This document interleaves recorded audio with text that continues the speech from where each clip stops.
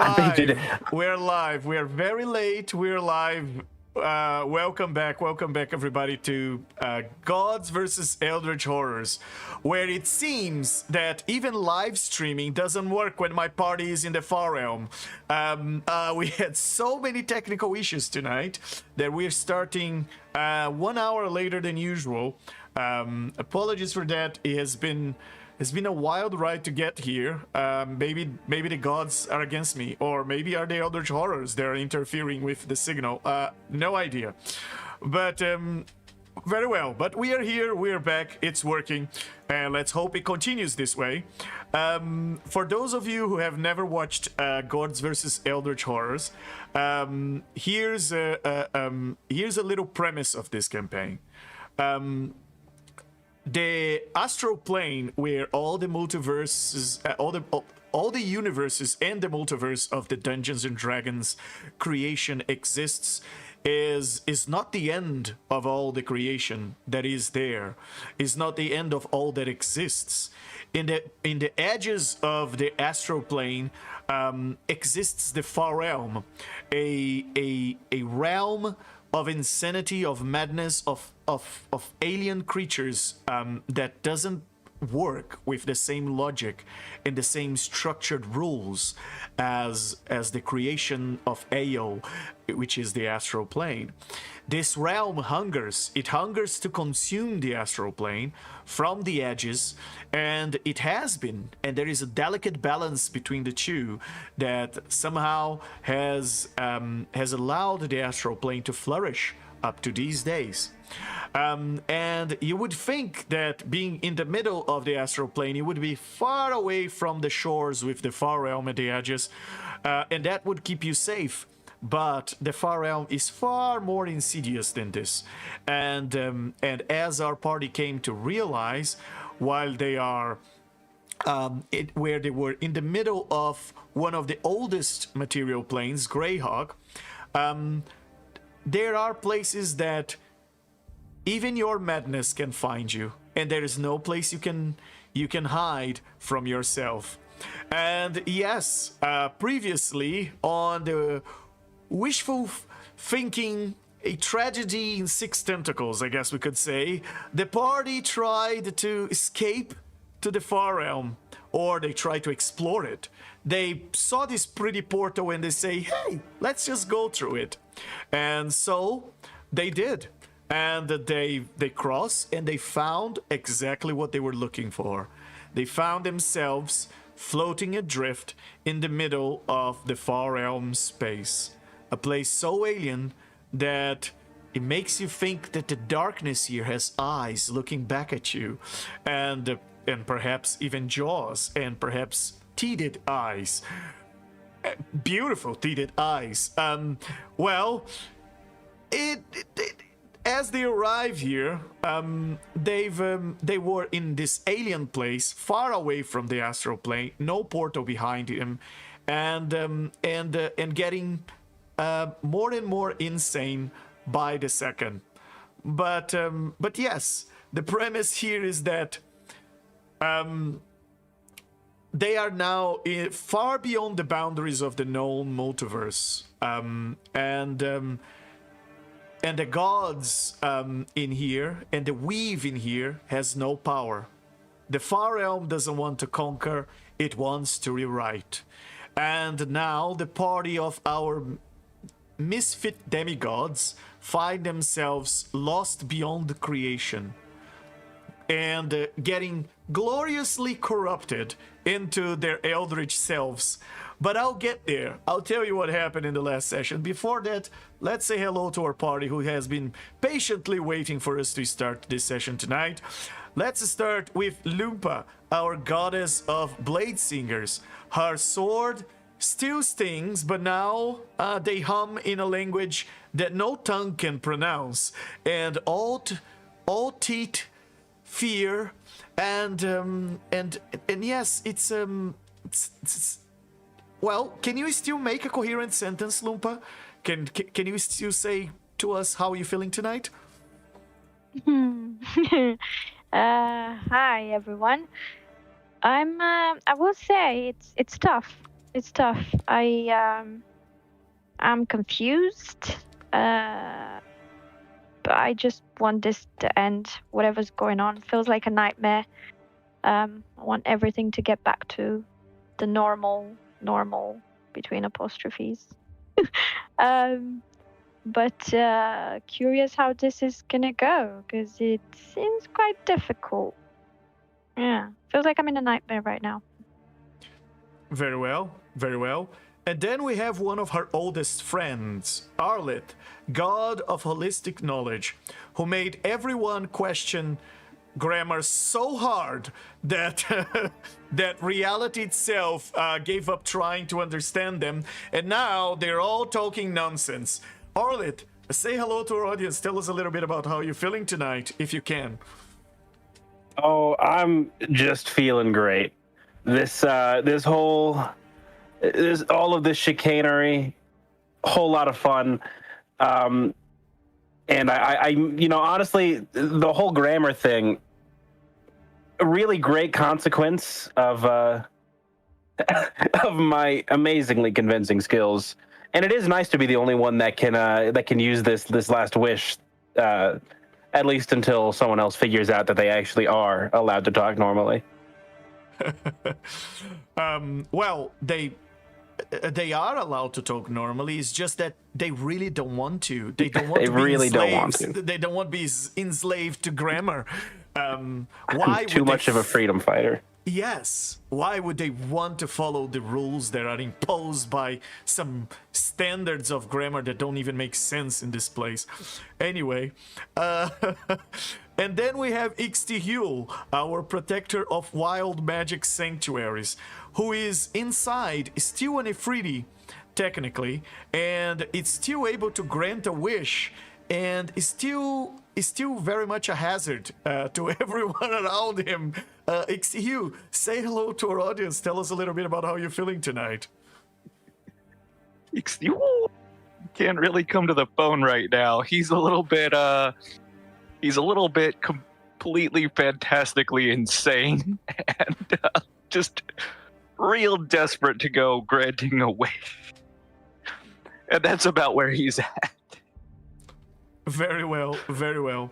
Oh yes, Ixtihul, before being an eldritch version of himself, now he looks now, he had turned himself into an Ifriti, and from his owling version. So he's an owling who has a layer of Ifriti, who has a layer of eldritch self. I'm starting to sense a theme here in your characters, I must say. They all have multiple layers. The same player that played Ixtihul also plays in Payback as a Lich, a character that has several faces called Drazov. So if you haven't seen it, you can check the episode in our channel from yesterday as well. And then we have Money Marco. My characters are complex, like onions. Like onions. Just layers on layers on layers, and all of them are terrible. And, players. And then we have Money Marco, our god of purity of soul, who is watching himself becoming more and more impure. In fact, watching himself becoming incoherent and wrongly comfortable with it, as he's just became the type of creature that he usually likes to smash without questions. Money Marco, say hello to our audience. Tell us a little bit about how you're feeling tonight. Metabarco is somewhere between catatonia and incoherent rage at this point. He had told them not to come here, and they came here anyways, and now we're all stuck as was. He's reached a level of fury where he's come back around to just like depression. Very well. Well, you are also growing insane the longest you stay here, and you can make a coherent thought because you don't want to follow grammar rules, because Arlith just makes everything so sensible. And also we have a fifth member of the party who won't be able to join us tonight, Zane, who is the god of courage, also a spark of spectacle, someone who accidentally got to this place first than the rest of the party after being ditched by them, and now they're the ones coming in and you know, just tagging along. And he also became an eldritch version of himself and accidentally became friends with the bartender here. So I guess, well, I would say 10 out of 10. No notes. So with that, let's tell our audience what happened in the previous episode of Gods vs. Eldritch Horrors, which was beautiful. With a magic failing and nothing left to do in here in the far realm, disconnected from the weave, disconnected from their god's friend, disconnecting from everything that they found remotely similar to home, they decided to come up with ideas to try and get out of this place as they were drifting through the far realm, and it seems that the darkness here looks back at you. And Ixtihu came up with the idea to wild shape himself into an Ifriti, and decided to grant Manny Marco a classic, I should say a wish, but it was more like a cosmic mistake. And Manny Marco said the following as his wish: I wish we were all home now. And turns out that, disconnected from the weave and in this place, the way the wish was resolved was by turning this place into our party's new home. And yes, they started to metamorph into the eldritch versions of themselves. They became locals. Rather than being in a foreign place, they became locals. And the far realm was obliged, I guess. They mutated. Their powers somewhat returned or mutated with them. And they finally felt normal. They finally felt at home. Too normal for, I should say, for the likes of this place. Their sanity starts to deteriorate gradually as they are floating in this new form. Now in this new environment, their senses are able to see things much better. And in the distance, they spotted this asteroid tavern, quite awkwardly typical tavern, drifting through this unreality, like the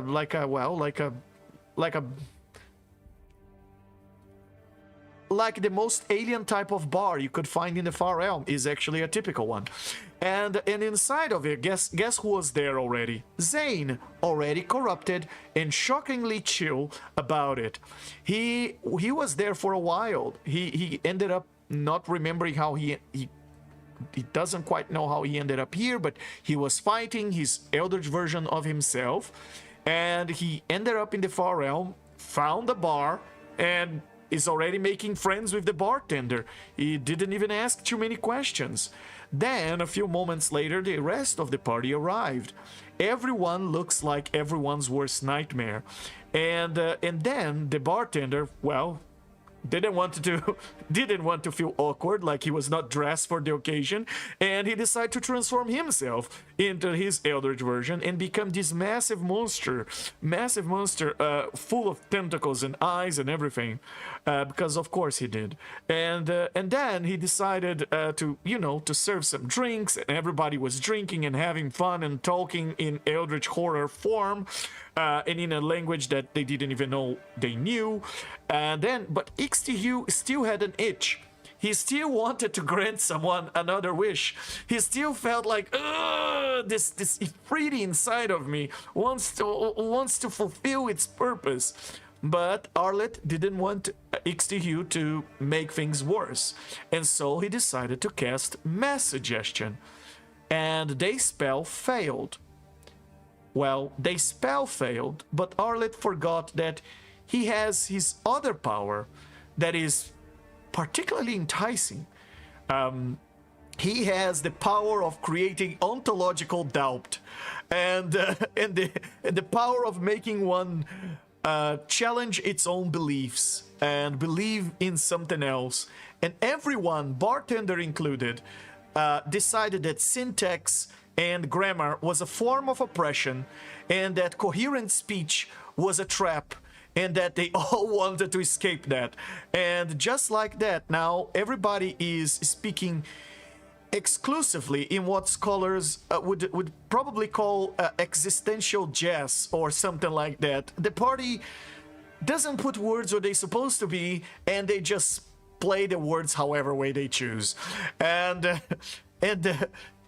on that note, they decided to take a little tour of the tavern, and they found in this tavern there is a room, there is an observatory that belongs to this creature that has one too many eyes called Thingamajig. Yes, Thingamajig is a sort of a weird eldritch creature with tentacles and eyes and not enough context, who decided to show the party the telescopic transporter that he has in his laboratory, through which they decided to, take a peek, see where the telescope is pointed to. And that is when they've watched a vision of themselves arriving at that military camp at the border of the Mist March with Greyhawk, the camp that had the goblins and the soldiers and the odd wizard that wouldn't stop yapping. They watched themselves at the same moment that they had seen themselves living and playing 2 sessions before. The same moment, the same place, but before they became what they are now. They've realized that they were looking into their past. And Thingamajig confirmed. He said that the Far Realm is beyond the rules of time and space that enslave the astral plane. And that this wasn't the first time that he had seen the party, he revealed. He actually said that they come here quite often, and that it's always the same thing. They come into the observatory, they speak a bunch of nonsense, then they decided to use the telescopic transporter to transport themselves into the past, and somehow they are trying to stop themselves from becoming this future version of themselves, the version that they are now. And somehow they always loop back. They're always back here sometime later. And even after going back in time to fight themselves, to stop them, I guess to try and stop them from becoming what they are now, they somehow always fail. Like a loop of horror, or perhaps self-hate, or perhaps inevitability.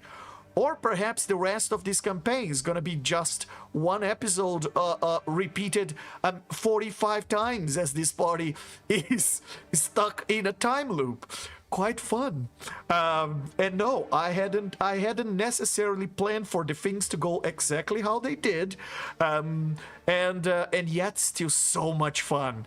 Our party are their worst enemy. And they've managed to get themselves stuck in a time loop of their own making, and it seems that this has always been the case, as now they are in that observatory trying to figure out, should they escape the time loop? Should they make this their new home and just accept their fate? After all, they're becoming more and more the Eldritch Horrors that they look like. And on that note, let's speak. Let's speak with our party, or let's try to.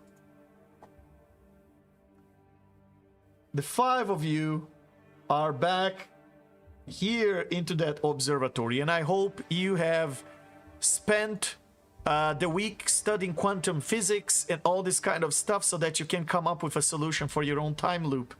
Good luck, guys. I'm going to shut up now and give you all a few moments to talk among yourselves, if you can form a coherent sentence, Because in this room only Thingamajig and Arltex can actually, which is the Eldritch name of Arlith, only the two of them can actually form coherent sentences. The rest of you, well, you form sentences. All right, so let me shut up right now and let you guys, try and figure something out. So, above the table, if I remember correctly, we had a plan for a wish that Loompa had written or tried to write that Arlith was gonna make. Yeah. But Zane wrote to us, by the way, again, above the table. And I'm curious to know. I don't know if you saw it. I know he's not here today. But he said to ask the dragon if we could look into the future instead of the past. Right, yeah. There's no dragon here. The aberration. And just a reminder, writing also was affected by your disdain for grammatic rules. Right.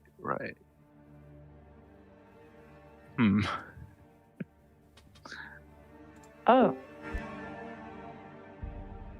So, I guess asking Thingamajig is, I guess, does Arlith want to know That is an interesting thought. if we can look into the future?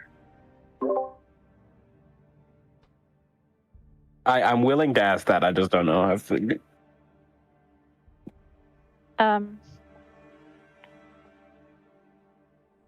Yeah, okay. We'll see what we learn. Can we change the point at which the telescope looks in time specifically? And Thingamajig tells you that only he can touch the telescope and change the telescope position. That's his device. Okay. Would you be willing to? Should we ask you to? And he's puzzled. He looks at you with those many eyes of him, and he's curious. And he asks you, what do you have in mind? Well, I don't know yet, but it is good to know what all I can do. Need to know my options.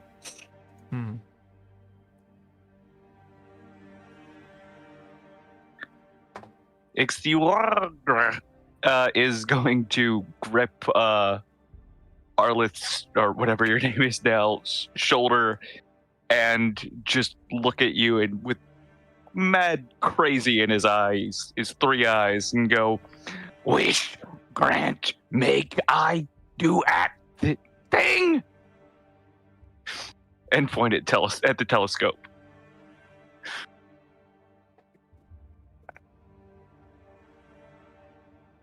No, I don't need to make a strong desire to have you change it. He said he can do it. It's okay. Wish. No strong desires here.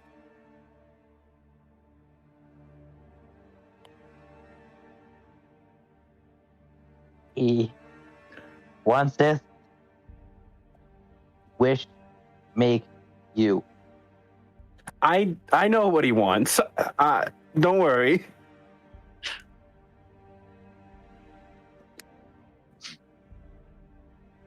Fix. Wish. Problem. Make.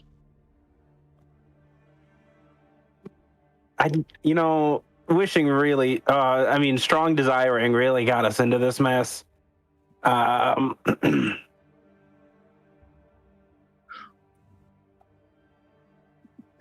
When you say the word wishing, he And we're live. grabs you by both shoulders and just stares straight into your face. Wish. Not right now. Look, it'll be okay. Oh.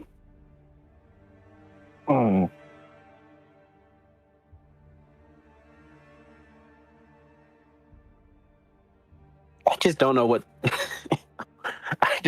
I don't see any scenario where us going back doesn't just perpetuate the time loop. Is all I'm saying. Ejection out of the head that of tentacles and eyes. And also, that seem. If we break the time loop, what happens to us? A thingamajig. Because we'll never be. What happens to us if we break the time loop? We will never exist. Thingamajig tells you that he never saw that happen, so he doesn't know. Okay. You never saw us beat the time loop, and we always go back in time to try and beat the time loop. Oh, yes, and he's very entertained by it. Okay. So there- the difference. I wonder whether there was one time where he noticed that we were very close to doing that, and what we did to do that. What did we do the first time?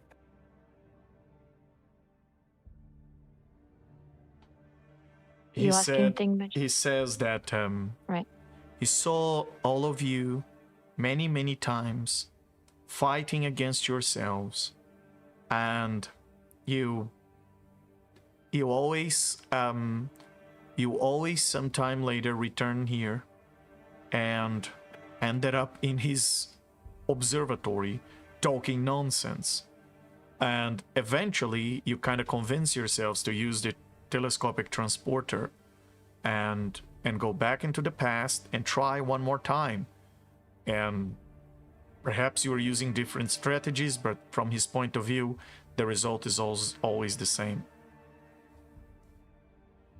And he's very entertained. Every time you go into the telescopic transporter, he looks into just to see what you're going to do different this time.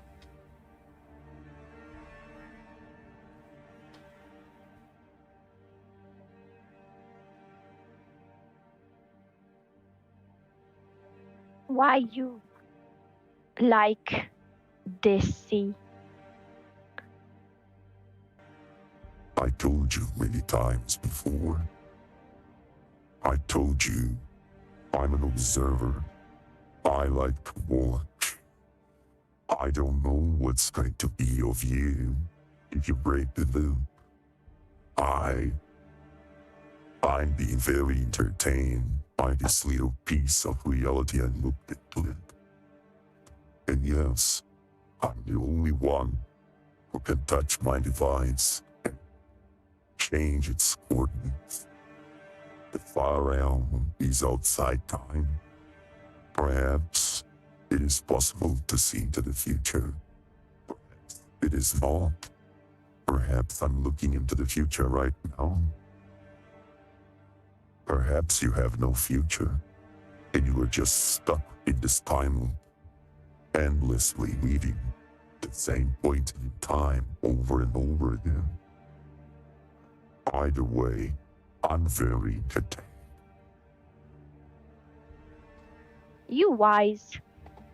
You see things, many. What want?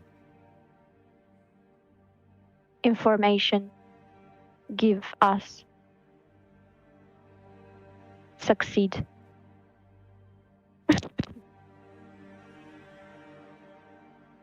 Wish.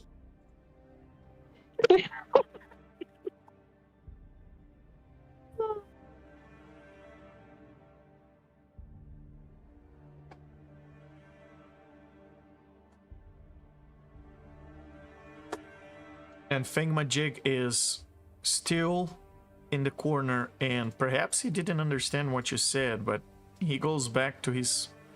He just turns around to his papers and start to scribble something. And you notice that the ink just moves by itself. There's no pen, and starts to just draw on the paper. And he's drawing all sorts of different symbols, and then he turns back at all of you, and you're still standing there awkwardly.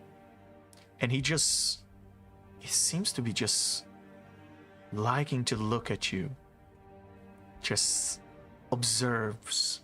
His eyes getting awfully inside your personal space, Monarch calls, as he's just a few inches away from your face. He looks you so close.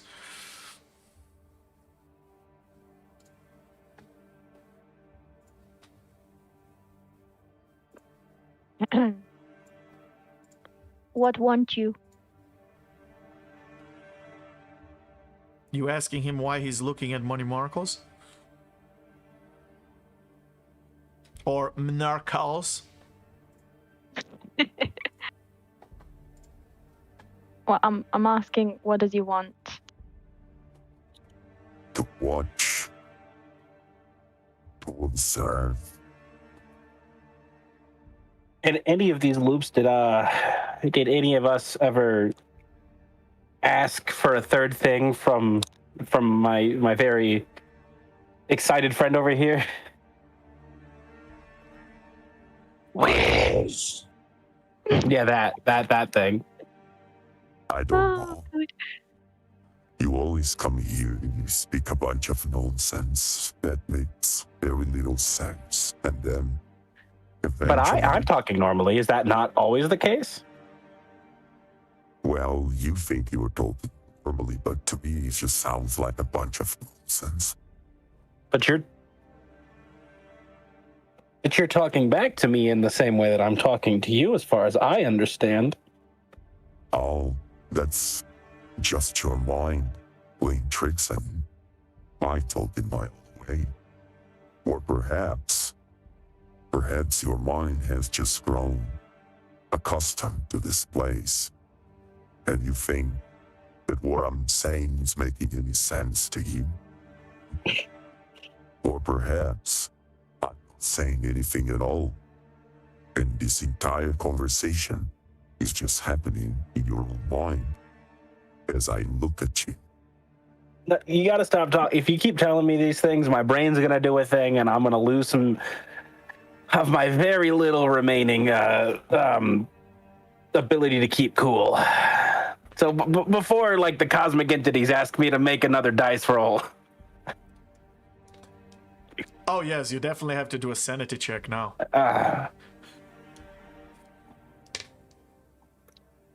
Let's see. Is that just Arlith, or is that all of That's us? just Arlet, because the rest of you, Okay. you -1, all right. Or -2. Yeah, -2.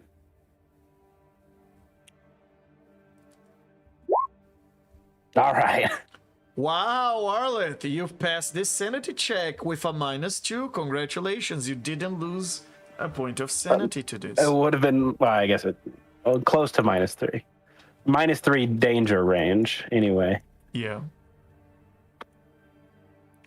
You like watch us only? I watch everything. Now, you are the most interesting thing to watch. In all of creation? Damn. And in creation. Why? There's not much to do in this place but to watch.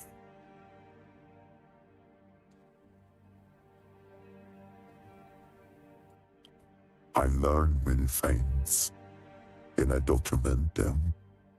Sometimes I send some of my ideas to infest the place where it came from. Your creatures are so strange. When you find things you don't understand, you will break your mind to try and make sense of it. You call it curiosity, but it is in fact just poison. Just mind poison.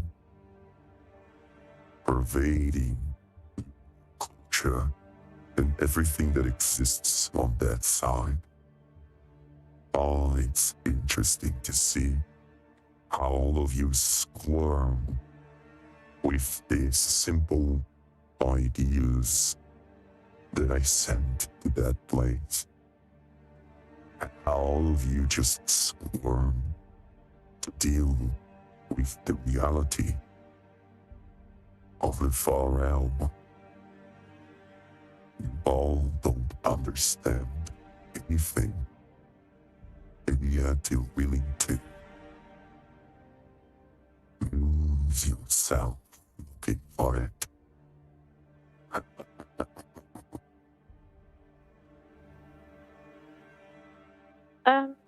Is there any? I'm curious to know how long has passed since we started with this whole thing. This Is there place, any?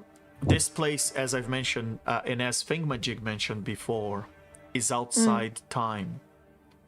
And because this place is outside time, you have no idea of counting time. Time here doesn't make sense. You are looking, when you look into this telescope, you are looking at your own past. So how does that make sense to ask how much time has passed when you can see in the present your past? Well, I'm curious to know how much time has passed, in the material plane since we've been here in the far realm. That is also a question that only makes sense if you are coming from a place where time passes. Okay. Can see future telescope?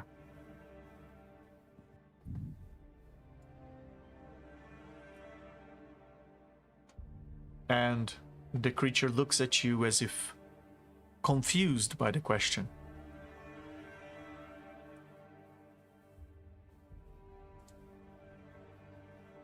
He did say to Arlet just a moment ago that he could potentially change the position of the telescope, although he's not very willing to because you guys are so entertaining.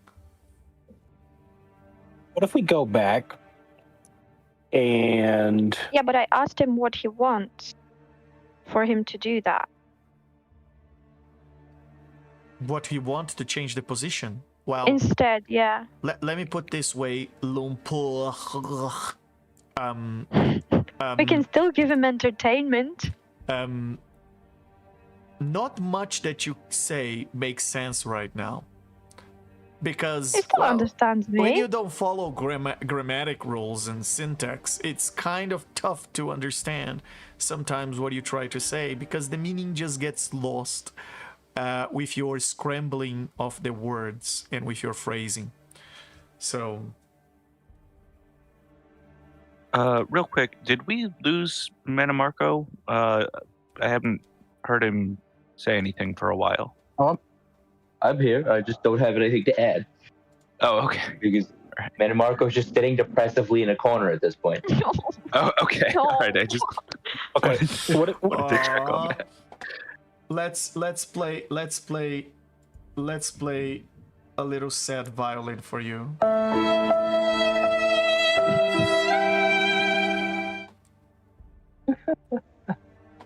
It's not gonna be okay, Money Marco. It's not gonna be okay. What was that paper or whatever that thingamajig scrawled a moment ago? What was the thingamajig scroll? Yes, that is my question. It's some sort of a strange thingamajig with some thingamajig things on the thingamajig that thingamajig just thingamajig it with that other thingamajig. Oh, cool. That's very helpful. Maybe, It's maybe similar to somebody it's should similar look to at that. it's similar to some of the pages you guys have found everywhere you went. Since session 0, you found a library that had a strange book, and then you found more strange books and more strange annotations. Wait, was real quick, was looking at that what caused Arlith to have to make that sanity check, or was that just the words that Thingamajig was saying?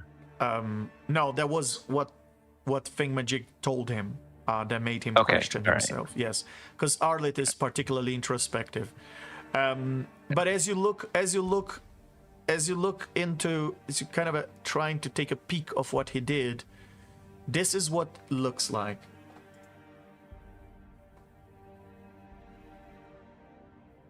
Can you see? Yep. Alrighty. So yeah, this is a little notes. Do you have notes on all of our previous encounters? Have you written us down, journaled even? Are you asking Thingamajig? Yes. Okay. And if he has notes on you, Yeah, like if he's like... roll a persuasion. Let's see if he answers that question. Oh, 42. Wow, a nat 20 for the 42. Wow, you get inspiration for that.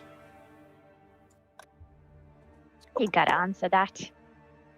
And truthfully. I have more than notes. I have been sending my ideas into the places where you came from.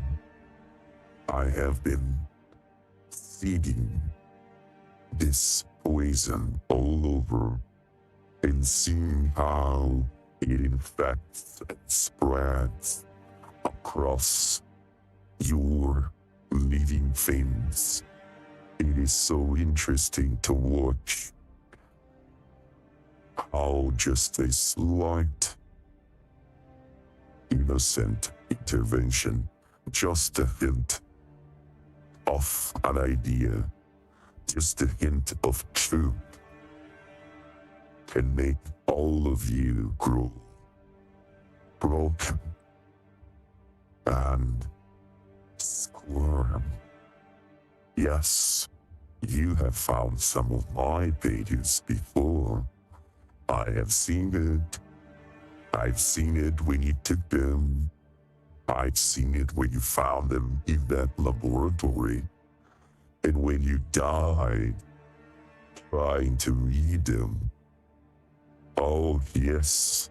So hungry. So hungry. Ah, you architects are my biggest fan. You have read almost everything you have found about my ideas. Yes. Everywhere I put them, others like you seem to grow more and more curious. Above the table, Arlith, you should definitely read all of his notes and join Ixtiel in Crazy Town.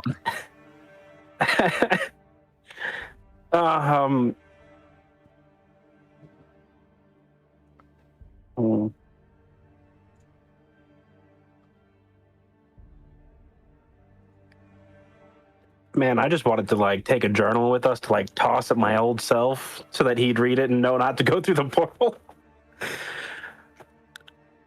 It's not quite how that's going to work, I don't think, after that answer.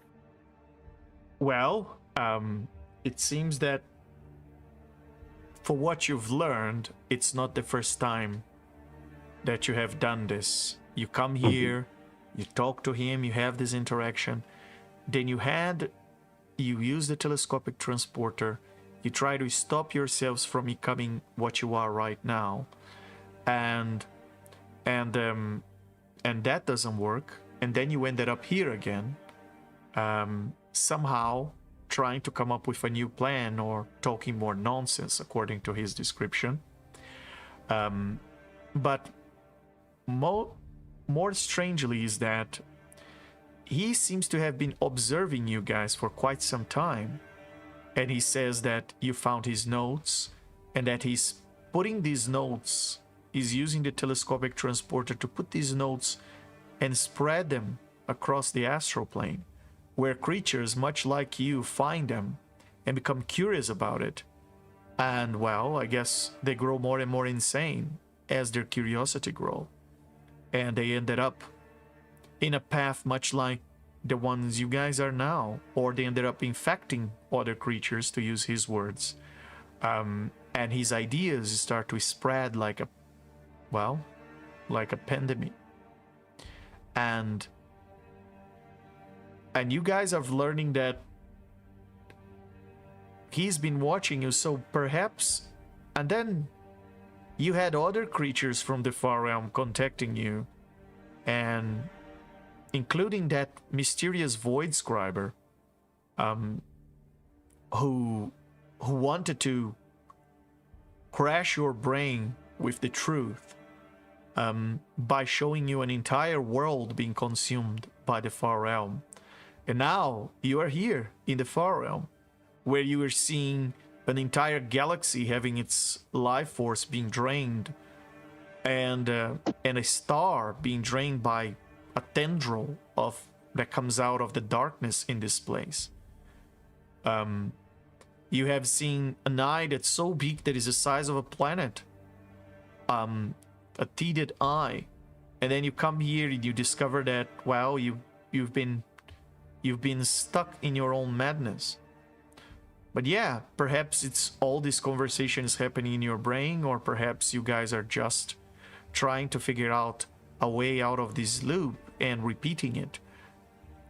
For all you can tell, he says that he's the observer and the watcher, and that his intervention is limited to just dropping a few notes here and there, a few sketches here and there. And yet, seems that those sketches have somehow slowly pushed you in your curiosity to end up here in front of him. So, yeah, that is a side of all of you that is somewhat suspicious of how much this creature knows about you, how much of this is this creature pulling the strings, how much of the watching is just watching, and how much of it is this creature experimenting with you and playing with you like a kid with an ant farm. That's how it feels right now.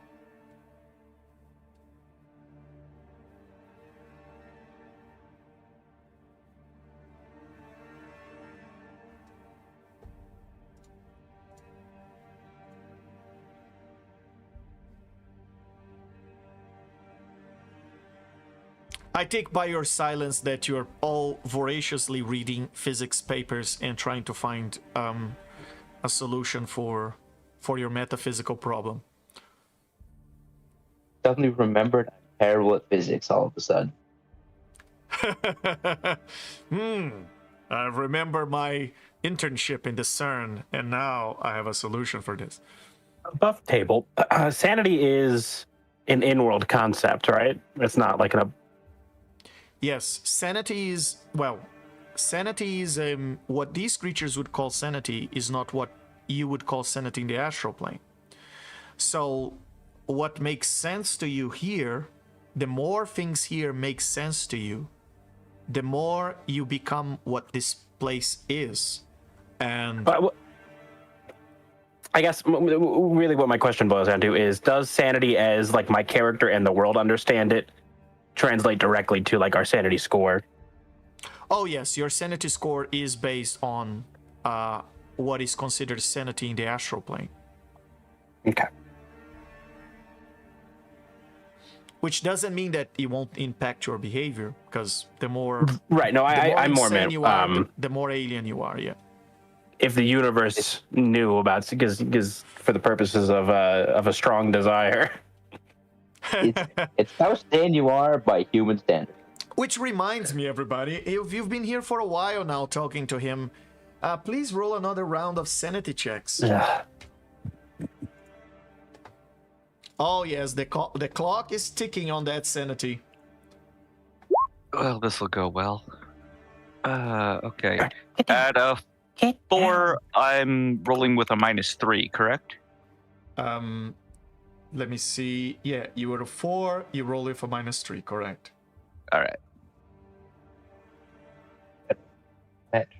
15. I've forgotten what I need plus to roll 3? and where. Sanity. Roll a d20, and your modifier is +1. 1d20 +1. Is 15 plus 2 or plus 3? Minimarco, you rolled a Plus you 2. rolled- Plus 2? No, you have Okay, a so plus I 0. rolled 12. You have 10, Money Marco. Your sanity is 10, so It's- your modifier is +0. It's no, I have 15, 10. What's the DC? Your sanity is no longer 15, Money Marco. You lost sanity last session. Oh, It's I in could the have sworn yes, I changed it, but it's in the character. did it? I It's in guess the by, character stats. You are at 10 now. oh, okay. In which case, sure. It just means that D&D Zane- Beyond rolled back my changes. Zane is at 15. Lumpa is at 13. Money Marco, you are at 10. Ixtihil is at 4, and Arlet is at 7. Ixtihil, you've passed. Arlet, you've passed. You don't lose sanity. Money Marco, you've passed. Believe it or not, the DC for this was 10. Oh my god. Lumpa? My roll doesn't show, but I rolled a 10 plus 1, it's 11. So yeah, wow. Very Just well. about. You've passed. But by the way, I should have a simulacrum. Who wants to roll for Zane? Your simulacrum Oh. is back in the material plane where you came from. Oh. He got a 6 plus whatever his bonus is. All right. So yeah, he lost sanity. I guess he can thank you for that. I kind of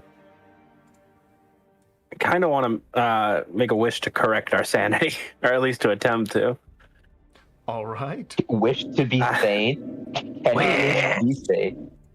So, reminding all of you that as your sanity lowers, this place feels more and more comfortable and more like home. And in fact, right now you're feeling quite comfortable in here, as if you had been here your whole lives, your whole existence.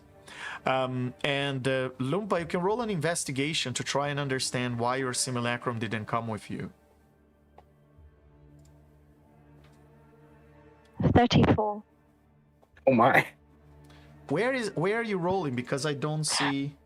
It's because on my Chrome it doesn't work anymore, so I'm you opening gotta in a update different your- browser. Okay, you gotta update your Beyond 20.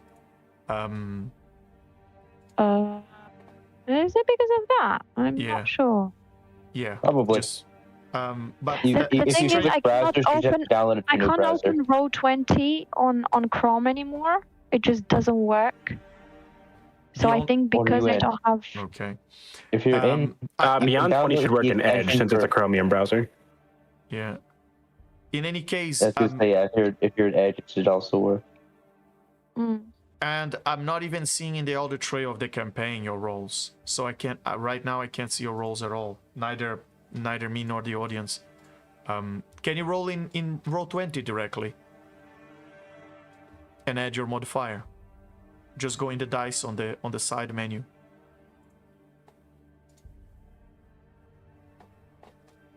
You said you rolled 34 in your investigation, right? I can't see in the audio tray of the campaign either in Beyond in D&D Beyond. Very well. So Sorry, yeah, I was on mute. My God, I rolled a 17 and I have a 17 modifier, so a 34 in total. Yeah.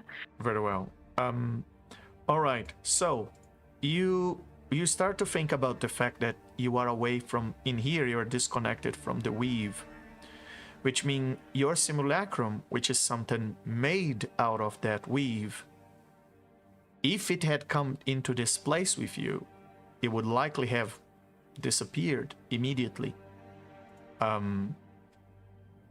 As if it was, you know, as if magic in an anti-magic field.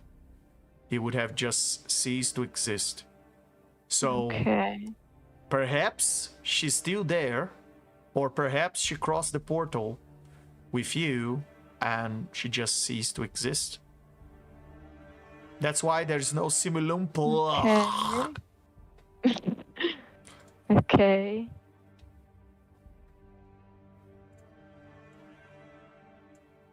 Very well. So, are you guys going to continue in your staring contest with Thingamajig?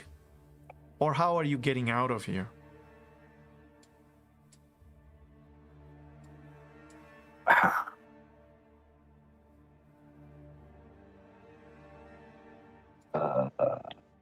Strictly above the table, I think Ixiol is really just too darn crazy to really care. But as a player, I'm thinking,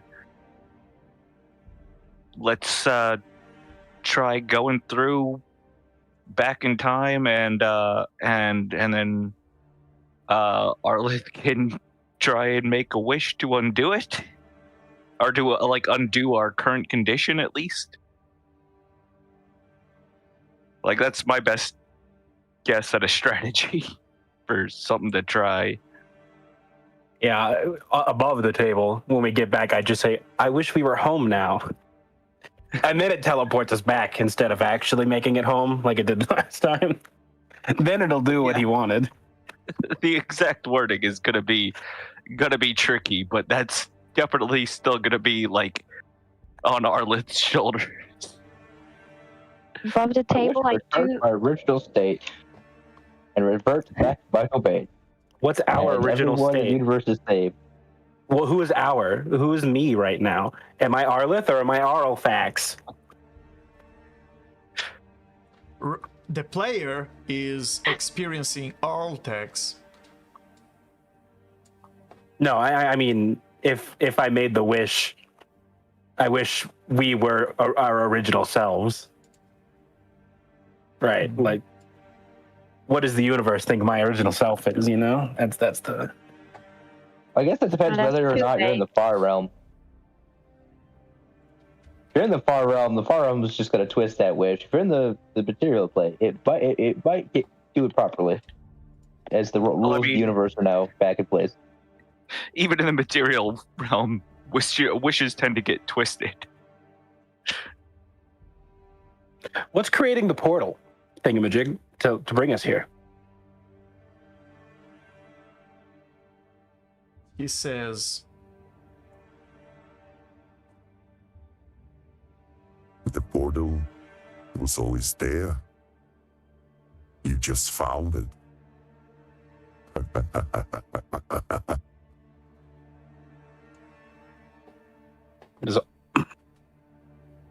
Was always there. Like, that doesn't make sense. Is there a way to close that portal? I don't know. I just watched. I discovered the portal at the same time as the first ones of you did. But you exist outside of time, yes? So surely you could see the end of the portal should it have one. I could if I wanted to, but why would that be interesting?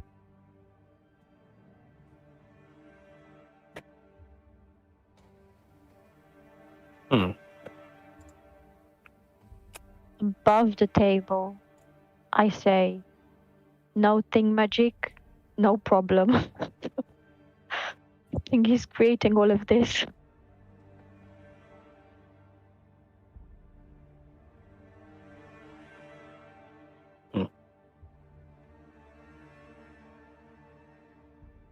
Yeah, I don't think we're gonna get much in the way of answers here beyond what we've already gotten. So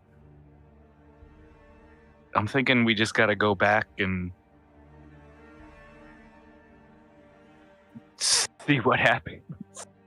What happens to this version of us after the other version of us goes through the portal when we go back?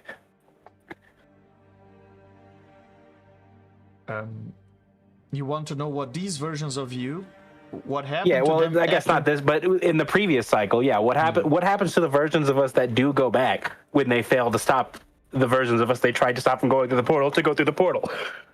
Ooh. That is. And from an our interest- perspective, we just disappeared. That is an interesting question. I've never actually kept track of them myself. As the moment the fight ends, I kind of lose interest in what is happening. And then I just wait for you guys to show up again so I can have this nonsensical conversation with you. Okay. So, you just like the violence. What the preamble's not fun for you? You don't like the epilogue of the story? I like to watch things that entertain me. Some things that you do don't really entertain me. And then I don't watch.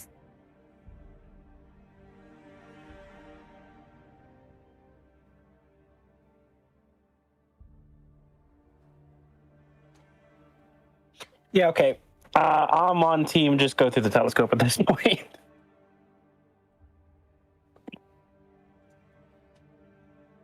Legend, above the table, Yeah.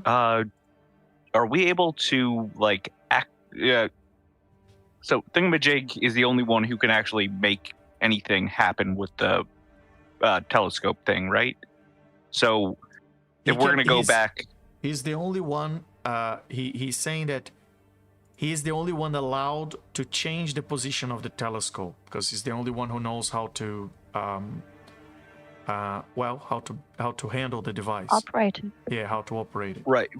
But like in terms of us using it to go back to the material plane, do we have any idea how to do that, or would we need him to like send us back?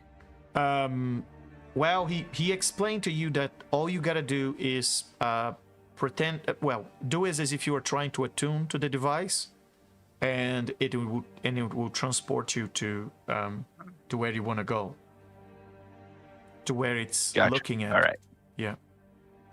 All right.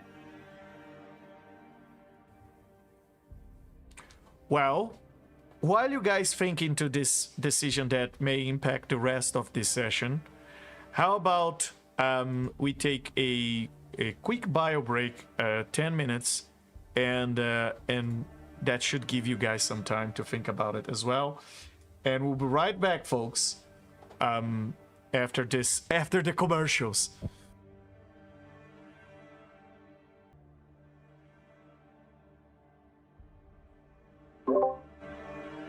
All right. Is everybody back? Yeah. Yep. Very well.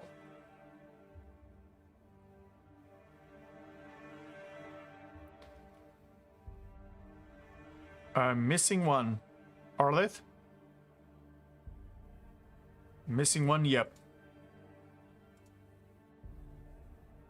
Arleth's there?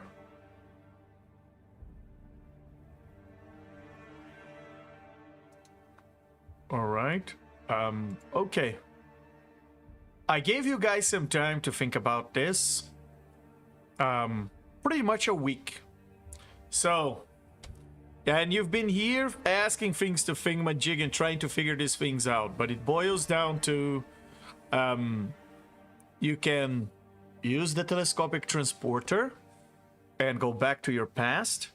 You can try to convince him to potentially change the position of this thing to a different position, and or you can just make this place your own home, your new home, which seems like it's just a matter of time, because if you keep taking your time here, your sanity is going to degrade to a point where it's not going to even make sense for you guys what you are looking into this telescope. So, oh yes, guys, if your sanity gets to 0, you become an Eldritch Horror. Completely. One of these creatures, an NPC, controlled by the DM.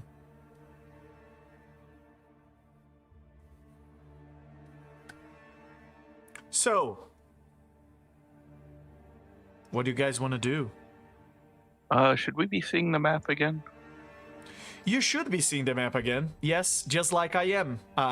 You should definitely be seeing the map again. There we go. All right. Thank you. Very well. Well, Ixtiorg is gonna move up to the eyepiece and just again shout, "Wish!" And he's gonna put the eye in the middle of his forehead up to the eyepiece and look through and just try to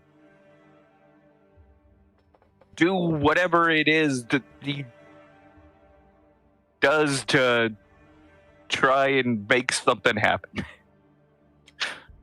All right. Which, given how crazy he is, I have no idea how that's going to work, but he's going to try. What is he trying to do? He's trying to attune to the device? Yeah, he's trying to go through. He's trying to go through. Very well. Ixtihill. Yep. Roll an intelligence check for me. Flat intelligence check. There we go. Oh, okay. Flat intelligence, not a save. Not a save, a check. Boop. Oh, that's not great. That's an 8. You are looking into this with the third eye in your forehead, and you are trying to figure out how this works and what you have to do, and it's just too strange of a device for you. It doesn't have any tentacles. It has no sphincters in it that you can go through. There are no eyes around. Where are the suction cups? Where is the? There are things missing here. I mean, this device, the way it works, it makes no sense to you.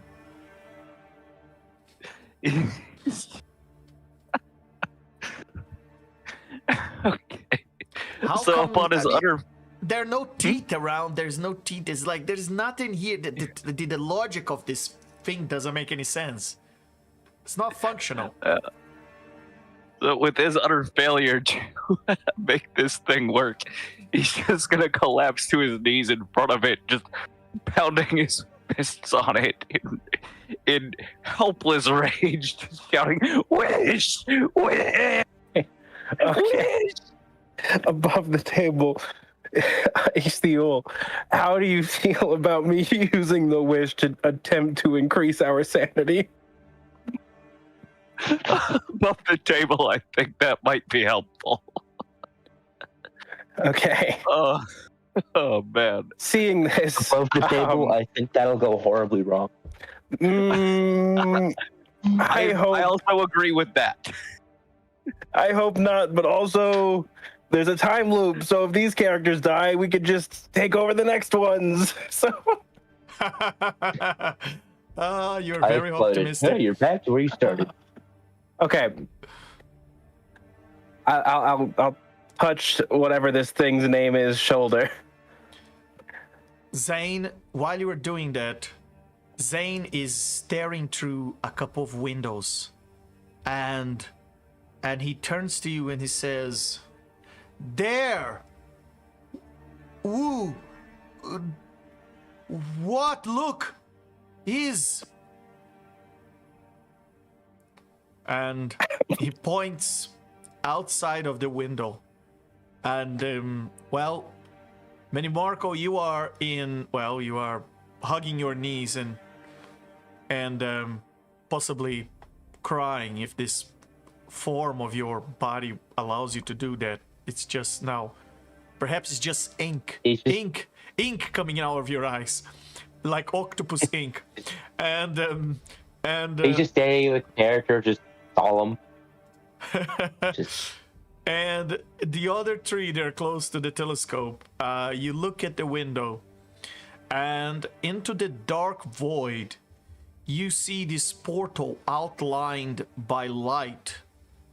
And passing through this portal, a creature that you have never seen before.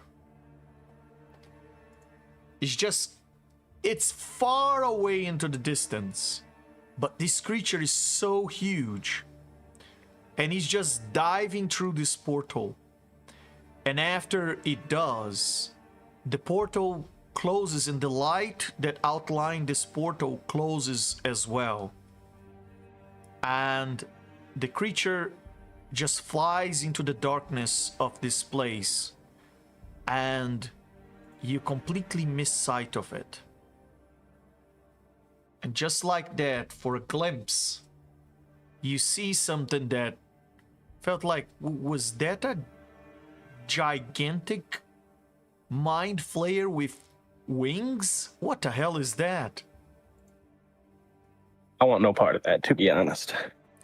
Yes, but I'm gonna... You know what comes next, right? Because you saw that, I'm gonna ask all of you to roll a sanity check.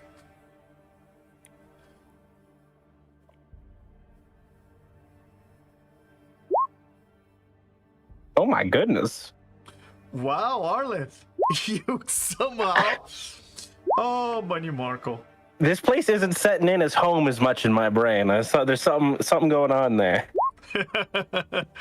I do not like rolling in roll 20. Oh, yes. Lumpa, you... We got to troubleshoot that thing, your settings after the session. All right. So, Yes, please. Ixtihu and Arlit, somehow, that you most prone to become even more insane in this place, they are okay. This place, this place is not. That was quite a sight. It doesn't make them question reality at all. In fact, it just makes this place feel more like home. I mean, that creature is probably their grandparent or something like that. Well, when you're already this crazy, the crazy doesn't seem so weird. It's orders of magnitude. Yes. Yeah. And however, Money Marco, your sanity is now 9, which is below that of the average of a human. Someone roll for Zane, please. And Lumpa, I got it. Yours is 12. No. And Zane is now 13. No. Does he not have any modifier or anything?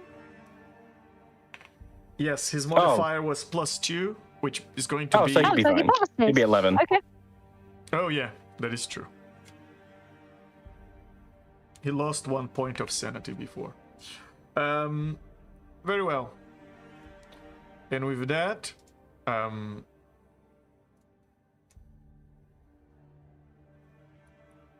I'll repeat the question. Arlet, you had put your hands in... I can't pronounce that. Extral shoulder. That's the one. Thank you. And I should record that so that every time I just press a button and it just plays back that sound you made. I have to say, when I wrote that, I had no idea you would be able to pronounce it. And Well, Arltex, you put your hands on his shoulder as he would cry if he was able to, but he has so many eyes and none of them are able to shed a tear. Arltex, what would you like to do? Okay. I'm going to say, and I'm going to point at all 5 of us. No, I'm not going to point at Thingamajig. I'm going to do my best to point at all 5 of us. Okay. And I'm going to say, I wish that the 5 of us were as sane as the day Arlith and Ixtihul met on Theros. And Ixtihul is gonna turn around and grip you by the shoulders and just shout, "Wish, wish, wish, wish, wish!" And like, is just absolute joy spread across his horrifying face. Yeah. Oh boy. Legend, how does that resolve? All right. I'm gonna read that back to you guys. Okay. I wish that the 5 of us were as sane as the day Ixtihul and I met back in Theros. I said Arlith, and I specifically said Arlith and Ixtihul because I'm not I'm not playing that. I'm not playing the Okay. I'm not Arlith right now. Very well. Arlith and Ixtihul met back in Theros. Very well.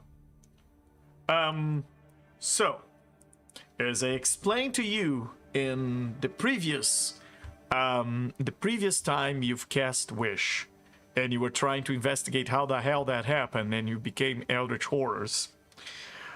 The Wish here is being powered by the essence or the remainder of essence you have inside of you, not by the weave.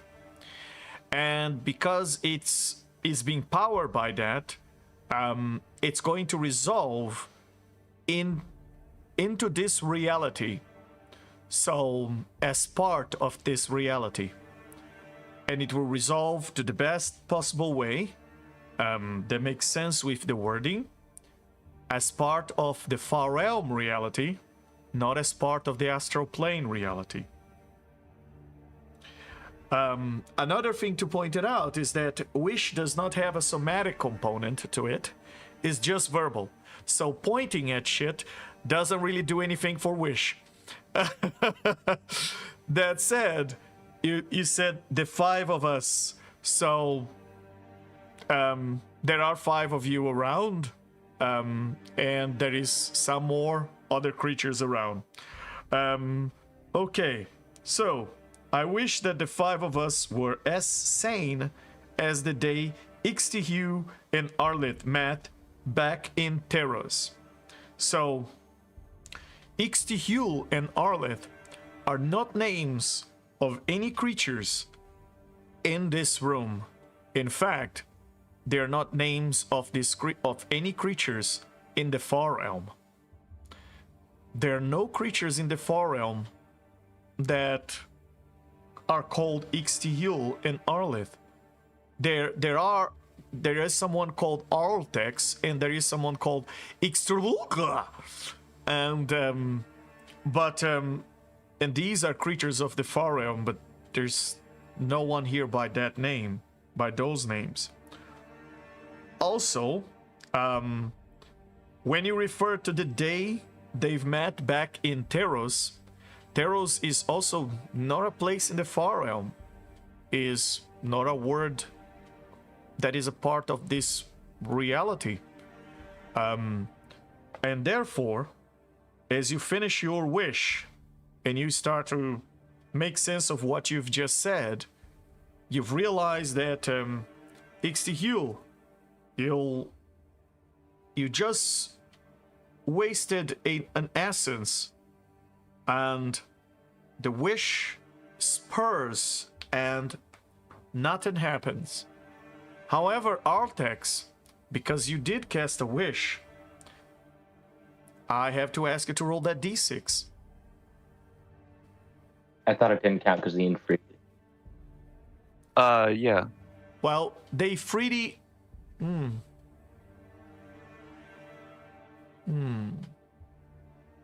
didn't count the previous two. Yeah, If I was risking wish in the sickness, I previous would. one, I didn't ask for you to roll the d6, right, Money Marco? So Right, very well. because I'm casting it as an Because Afridi. you are granting as an Ifriti. Very well, that's fine. So Yeah. you don't have to roll the d6. But Okay. the wish, the wish doesn't work. It fails. It just you've cast it. Ixtihil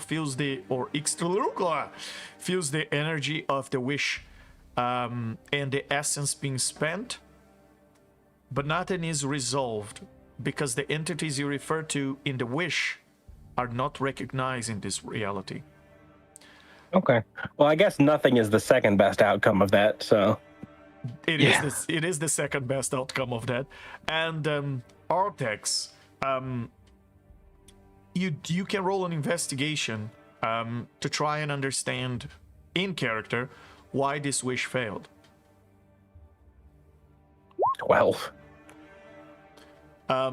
You suspect that it has something to do with it has something to do with the same reason why it backfired at Money Marco, and either that or it didn't work properly because, well, Ixtihil is probably growing more and more insane and couldn't translate the wish properly. One of the two. Can I, so is Ixtior also aware that he'd be aware that this didn't work, right? That nothing happened? Yes, very much, since you continue to have the same level of mental faculties as you had before this wish. Right, okay. And I'm now out of wishes, that being my third one? Yes. Okay. So he's just gonna collapse on the floor. Still saying just wished, wished, wished, wished. Come on, Ixtiol. Stop the joking. We know it worked. Just think how much smarter you are right now. Are you trying to use a persuasion check to make it think that he's smart or less? Listen, power of the mind, right? I just have to convince you that you're smart or sane. I mean, Artex, are you saying that you are using your power of introspection to make Ixtihil believe that, or challenge his beliefs that he's, in order to believe that he's smart? I'm saying I think I've done crazier things, so what's the harm? What do you say to him? oh yes, I'm going to use the power to challenge his sanity. Very well. Yeah, Well, he said the wish worked, is what he said to him. He's going to make him believe the sanity wish worked. the four of us are way more sane, aren't we, guys? And you guys can try and say whatever you want to that. So it stands to reason that you are too. You're just a mental block, buddy. Come on.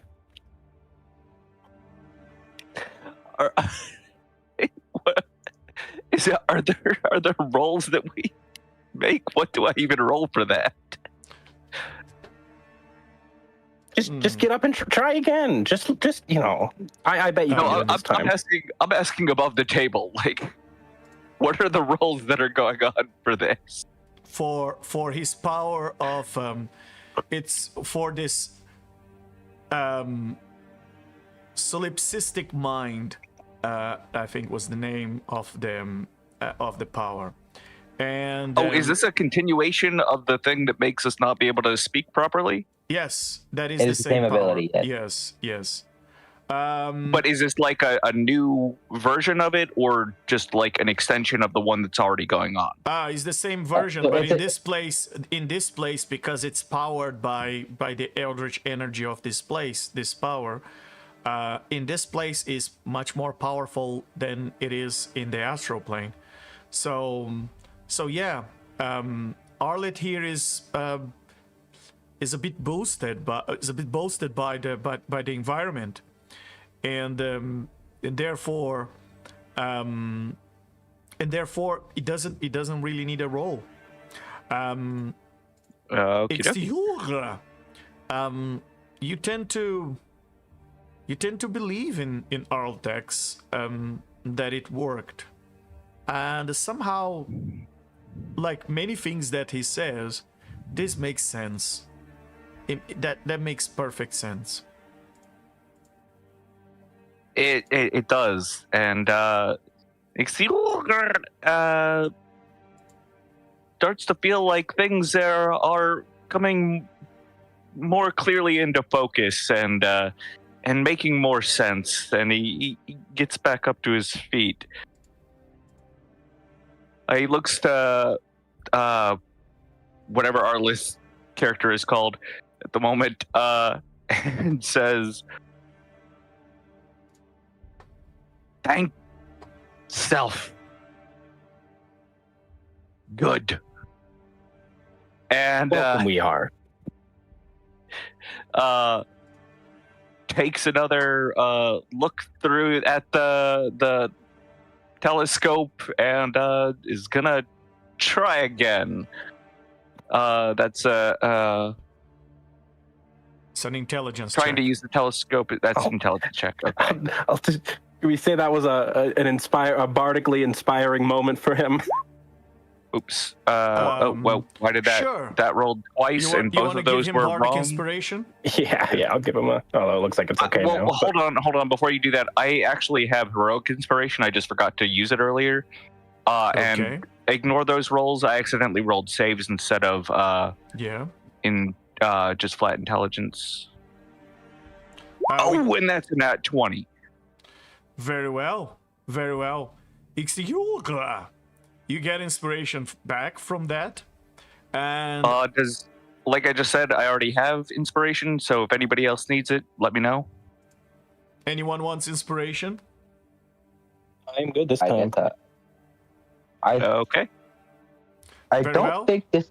Zane will I take the forget inspiration. exactly how the human thing works. Wait, I don't remember how the human trait works. Let me go check. I don't remember if it's getting a session or just whatever you long rest for the. Okay, it's finishing a long rest. So I do not currently have one, so I will take it. Very well.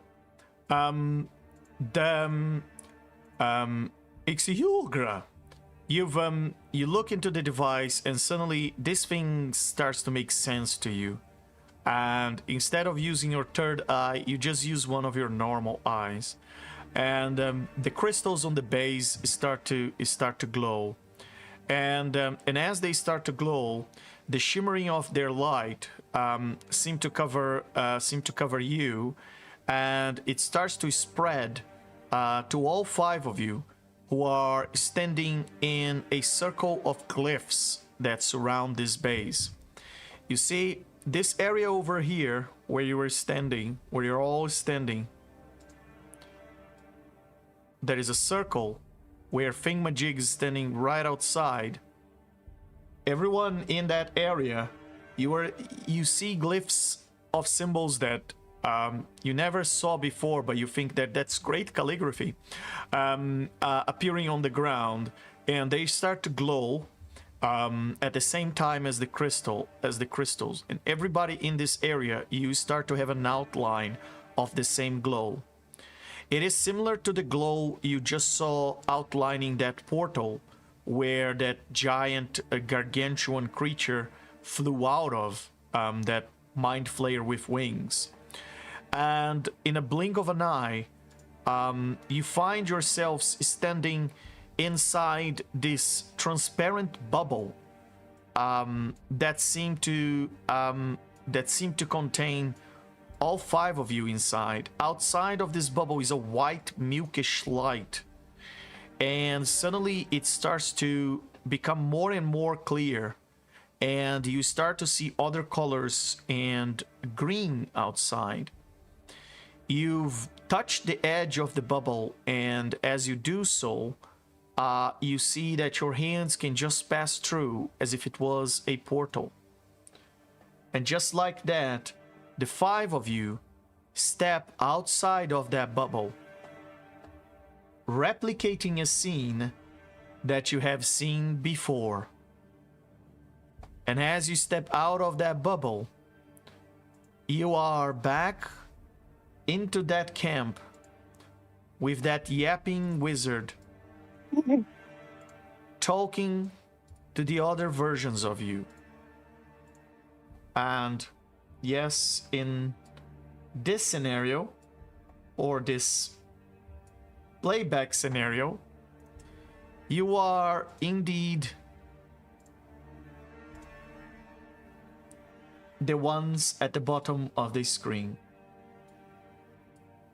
that just stepped out of the bubble. And as you do so, you've realized that the rain here starts to fall more slowly than usual. All the other creatures in here seem to be moving extremely slow.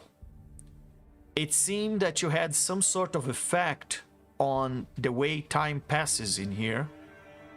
Perhaps it's just the resonance of the place you came from that is outside of time. You can't really explain why you're having this effect, but it seems that it's not affecting your other versions of yourselves. I must say, this entire place feels very uncomfortable to you. It feels very alien. The forms and the shapes here, they don't seem functional. They don't make sense. The creatures don't have enough eyes. They certainly don't have tentacles. You have no idea why not. The biology here seems weird and nonsensical. Why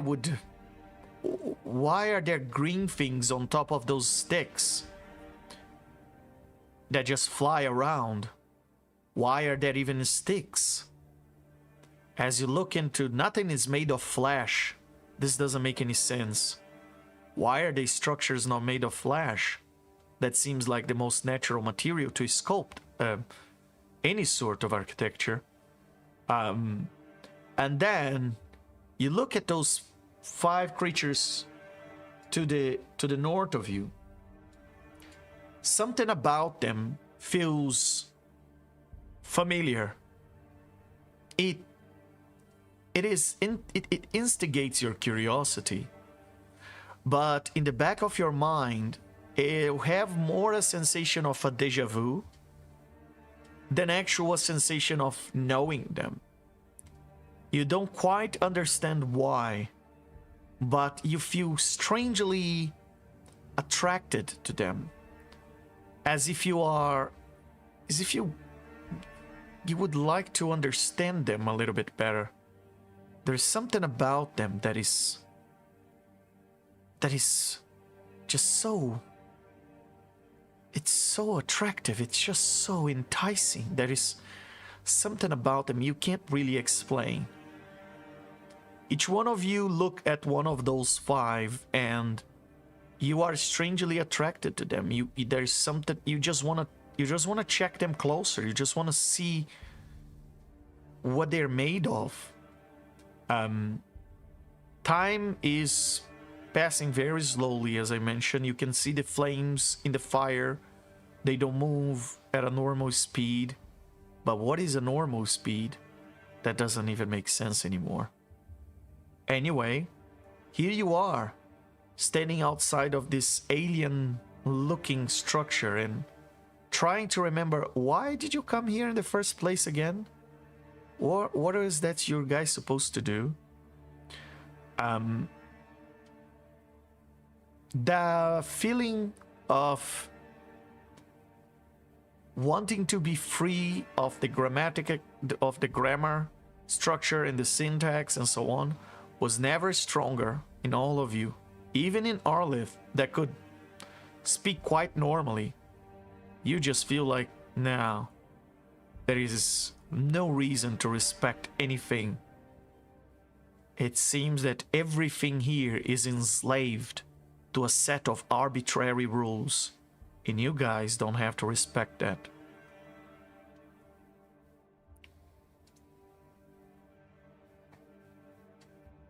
So, you're now controlling the tokens at the bottom of the screen.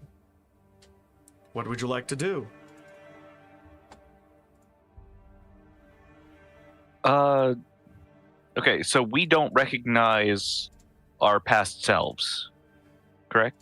You do, but the memory is they feel familiar, like you have met them before.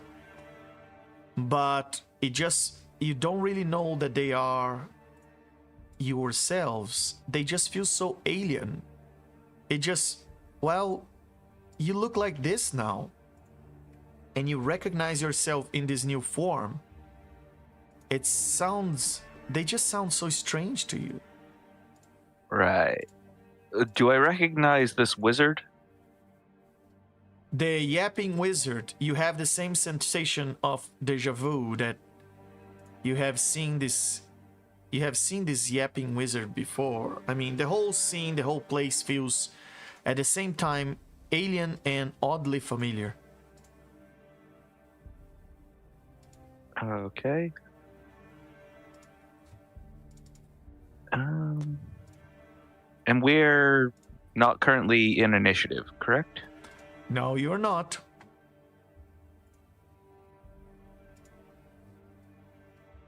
Well,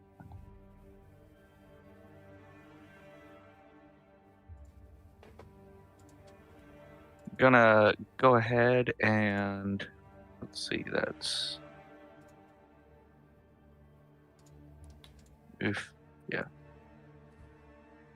I'm just gonna take flight and fly to. Let's see. Fly over the wall here to about there. And get a closer look. That, you've realized that you move faster than you anticipated. And in this place, or perhaps it's the fact that time is so slow, but you can move 3 times your normal speed. Oh. Okay, well that's a fun unexpected wrinkle. Give me one moment. All right, so I'm gonna fly right over to here and look at this owl-looking fella. Very well. See what he's all about. Get a closer look at him. Get right up in his grill. And he looks at you, and all of them notice you and how fast you move, and they are all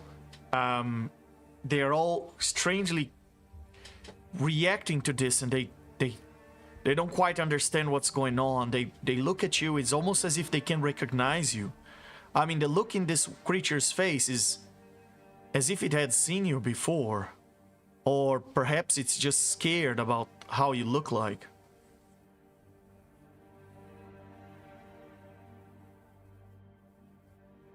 And all right, so we're still not doing grammar, right? That is correct. Okay. Okay. So I'm just gonna lean in close, look at him right in his eyes, his 2 giant eyes with my 3 way cooler eyes, and go.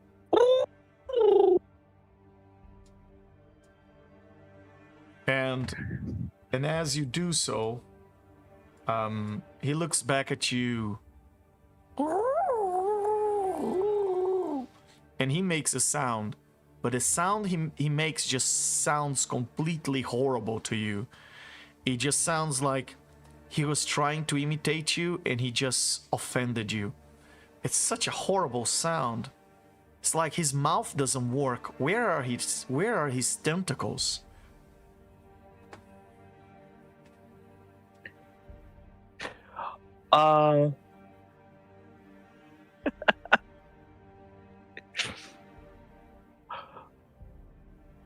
Okay, so just remind me. So in my current form, I have like tentacles for fingers, effectively. Yeah. You have So tentacles. You have tentacles in your hands. You have tentacles. You have tentacles in your head. Tentacles are just so useful. Okay, all right.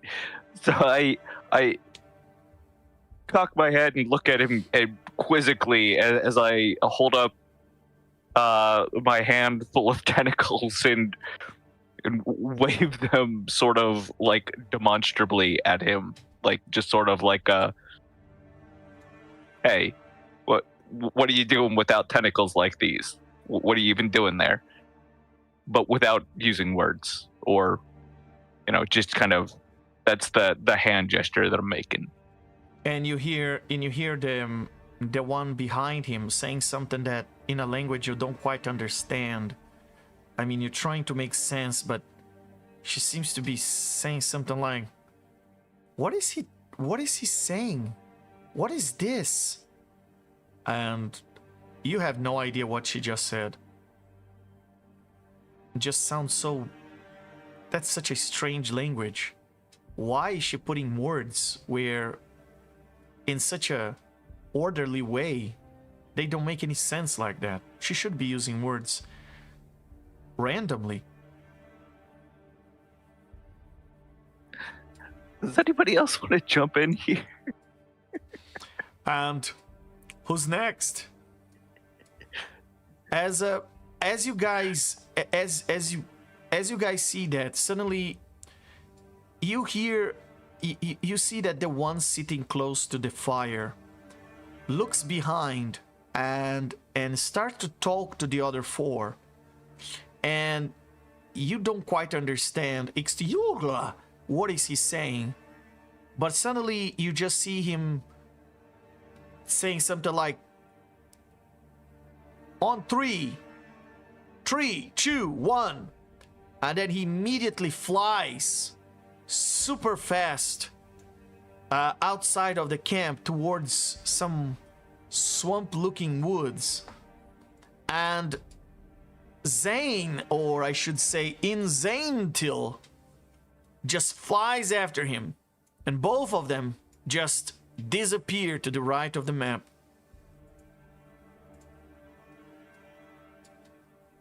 For the ones that remain, what would you like to do? Much like the first time we were here, Zane is not here. And wow, it's like a playback of 2-3 sessions ago. For the other 3, they're there at the bottom. What would you like to do? Could I roll a check, I don't know, insight or something, to try to remember the details that happened previously? You can roll intelligence to try and pull something out of your memory.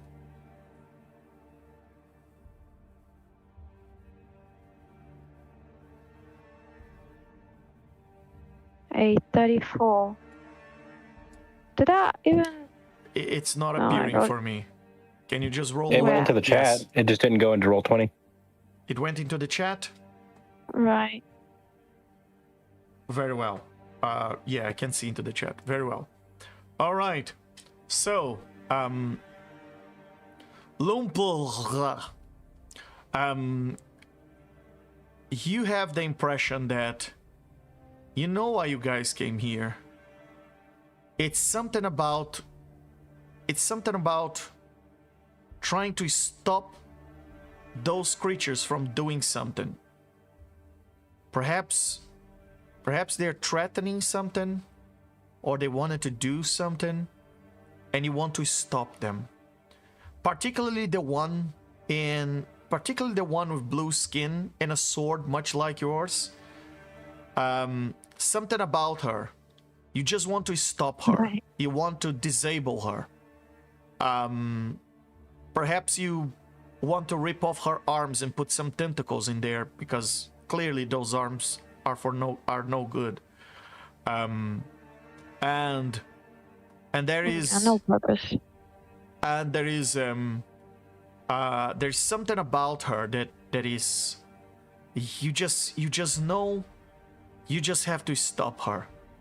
And you think that she has something to do with you, but you can't put your finger on what. You're still, I mean, that telescopic transporter must have messed with your head. You also feel a little bit nauseated after going through that. What do you want to do? Okay, I'll share that with the rest of the group, and I'll say, guys, just believe me on this, but I have a gut feeling we need to take that blue one down there. Guys, you don't understand anything she just said, because she used such a weird phrasal structure that you can't make sense of it. Sorry. Yeah, Intuition. Marco already knows who his target is. I'll say And intuition. It's somebody else. Blue one. And I'll make the sign of, like down. Take down. Very well. While you're making the sign, Money Mark already moved 3 times his speed to get there. And, well... Let's see if my introspection is can I remember that I am... You can Marco's genius plan roll, at this you point. can roll an intelligence check and add a d8 because of your ability. I don't know if that'll be... I don't know if I can do better than 34. So, but here I can try. Nope. No, I cannot. You've that was a wisdom. It's an intelligence check. It would be... Roll your intelligence. That's weird. Hold on. That's my modifier for intelligence, though. That's not my modifier for wisdom. I've got a +1 to wisdom. Okay. So, bug, but roll? it's the correct roll. Yeah. Okay. Very well. And Lump, you went all the way up there and back? I was just trying to play how Very well. Zane does those lines where the character just walks all the way to where it wants to go, but I wasn't able to figure it out on Roll20. Okay. Very well. All of them flew into the field, and they're all standing in front of their counterparts. Arleth, is there anything you would like to do? I guess I'm gonna go into... I might just move. I guess I can't fly, can I? So... Well, you are incredibly fast. I found a way in. Yes. And you can all click on your tokens and roll initiative. I really have no idea how to delete that arrow that I made. Sorry about that.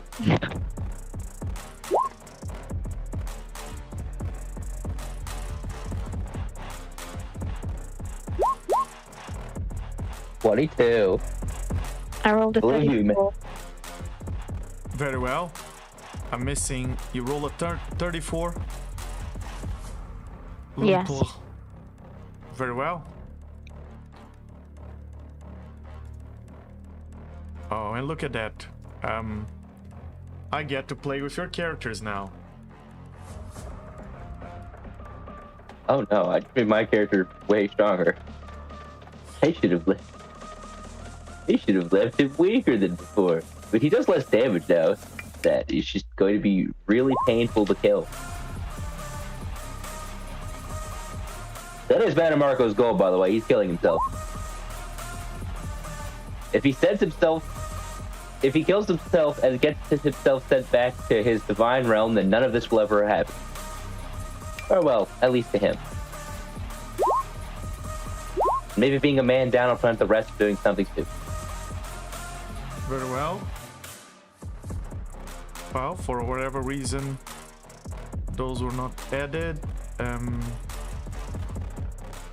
I'm still missing Arleth and Pixie Hill there. Alright. Arleth roll a 7. Wow, Arleth, your counterpart beat you by 1 on initiative. Pixie Hill roll a 21. Very well. And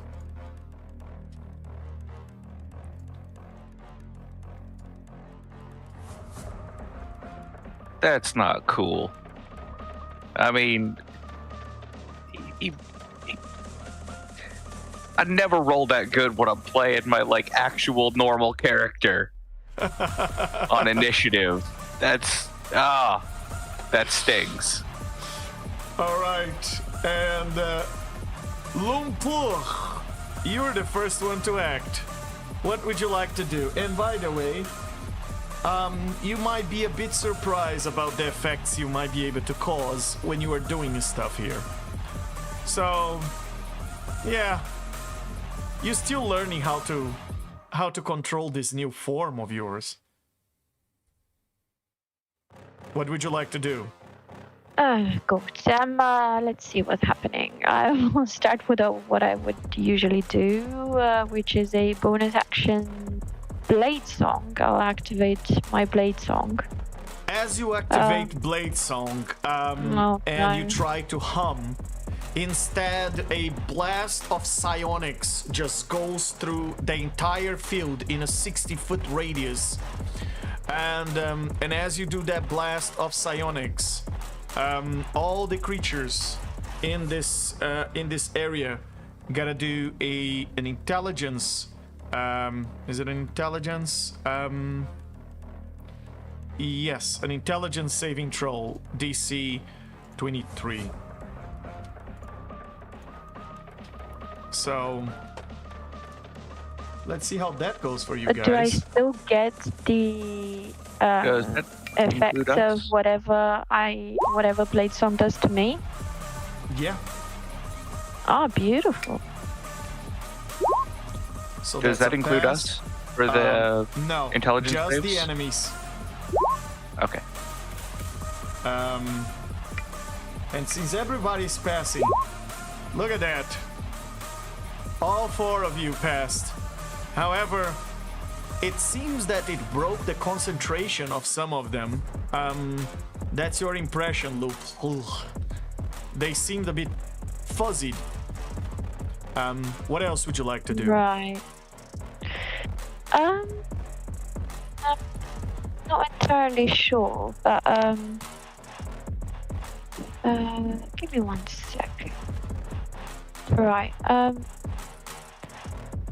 I might just try. I will try hold monster. Very well. I'm clicking cast, but I am not sure if it's showing. Very well. Did that work? As you try to cast the spell on Lumpa.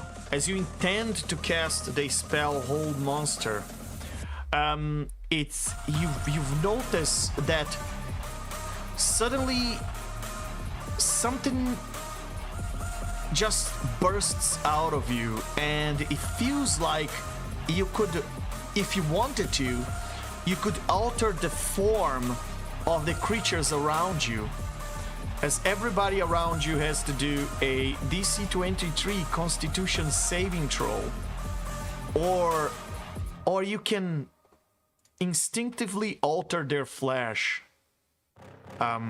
as And when you say everyone around me, it's again the old us. the old us. Yes. Okay. And that's a con save. Con save. Whoopsie daisy, Loompa failed. And Ooh. Xthu failed. And Arlet failed. Wow. Manimarco passed because, well, that's a ridiculous modifier. Plus 25. What is that modifier? Hey, why are you getting plus? Wait, what are you getting plus 25 for? Plus 25 on your constitution. Shouldn't be that high. what does the Constitution priest get for save you? plus 25.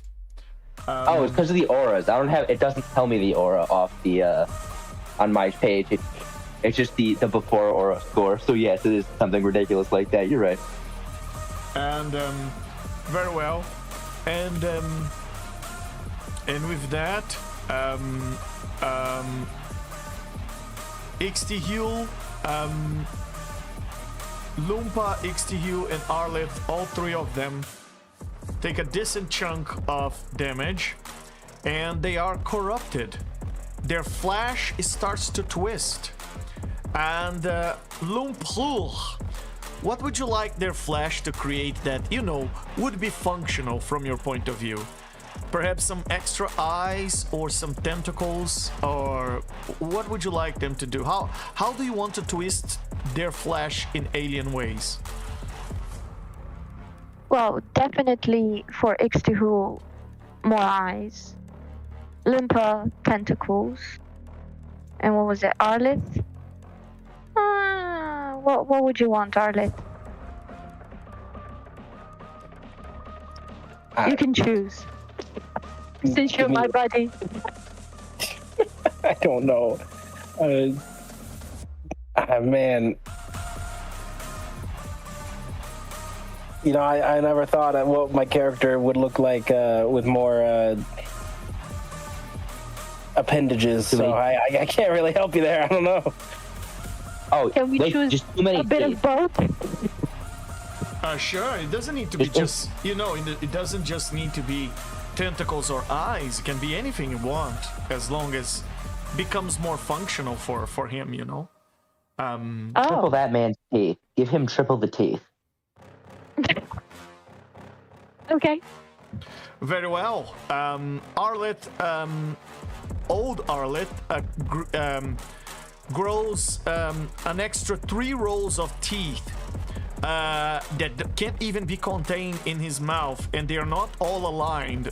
They're just pointing in random directions.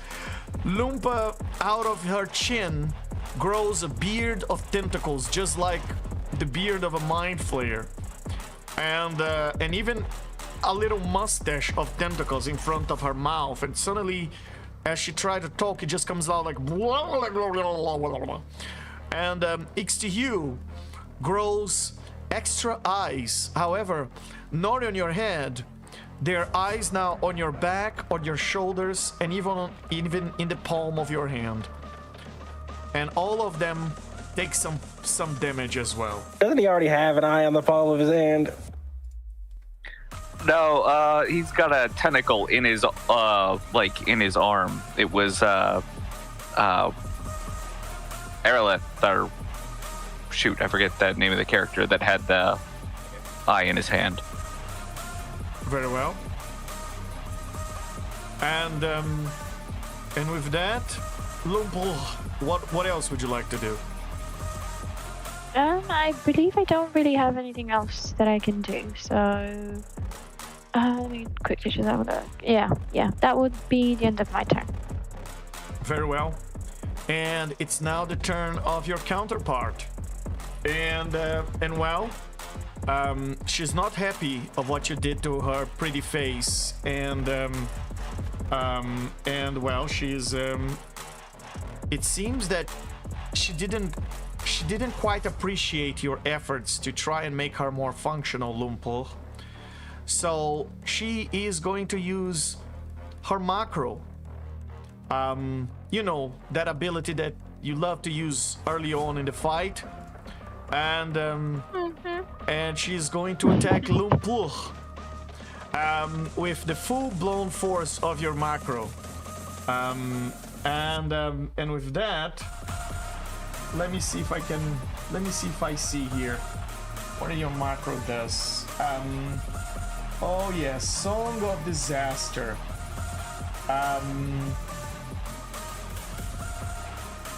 She attacks with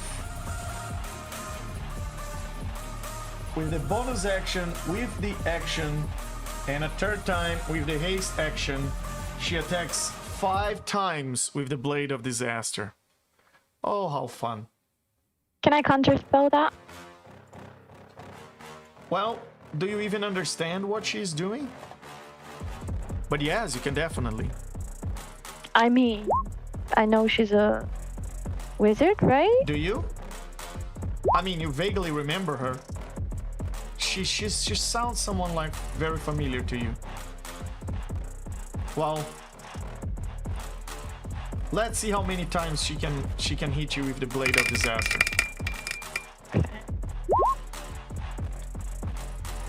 So that's a 9th level spell. Wow. 95 points of force damage.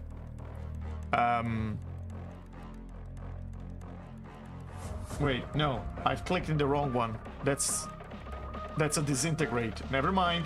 Let's redo that. Blade of Disaster. Let's ignore that one. Very well. First one. It's a 25. Second one. 31. Third one. 23. Oh, you're rolling so bad today. Another 23. In a nat 1. Wow. Oh, good No job. wonder she kicked your ass last time she was here. And yes, so your AC is 31 at the moment. Is it? I have a 35. 35 with the Blade of Disaster. Yep, I believe so. With- It's set to 35 already. I'm not sure if this was done by okay. you or... No, so let's see what is happening here with your AC. You don't have haste. You have Blade Song. You have the equivalent of Blade Song, so your AC is 33 at this moment. Very well.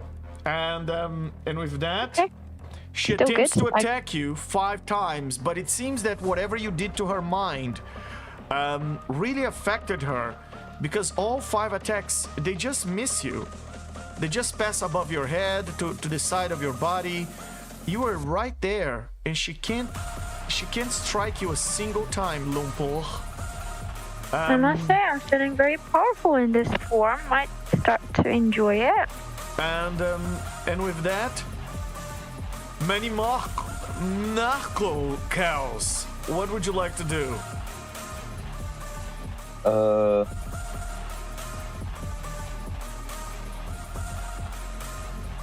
I'm trying to think of what I could do offensively. I have a lot of very fun defensive options now. Sorry, so the whole monster that I did that not have any effect on Loompa? The whole what? Monster. Yeah. It had an effect on her. She so took not damage. the usual effect of whole Yeah. monster. Yes, she took damage, and you change her flash. Okay. You didn't But I'm have not. the effect you. But she's it not didn't have- paralyzed. It didn't have the effect you expected. Okay. All right. Sorry. Well, go ahead. it ended up affecting her, Arlet, and Ixtihil, all 3 of them. Right. Okay. Actually- Monarchos, you were saying? Oh. I was gonna say, are you? I assume you're using the new version of the sheet, not the old one. Both of them are still there, but I assume you switched the new one for him, Yes. right? Okay, so he does have all the same abilities I do, which means that this is a very weird fight, just because Well, because you have tentacles instead of weapons in your hands, and I was thinking. you I was also thinking feel more of a. you also feel like his head seems so appetizing. It's just there's something about his brain that, and it just feels like a nut. You just need to open so that you can, ingest what's inside. Just looks delicious. To attack. Very well. This might. Very well. You attack with your tentacles twice, and wow, you beat his. Do you beat his AC? Yes, you do. And Yep, AC's 24. Both those were higher than 24. excellent. And you give him a total of. Not only you hit him, but you grapple him with your tentacles. And as you keep whipping him with your tentacles,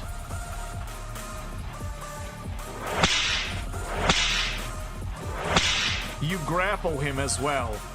And he just feels like his head is awfully easy for you to just crack open and eat whatever is inside. And with that, you gave him 30, 64,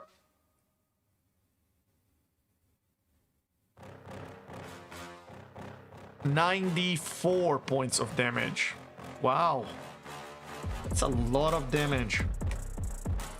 What else would you like to do, Narcos?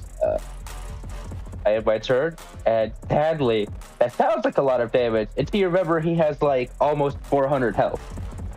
As a reaction, he is going to hellish rebuke you.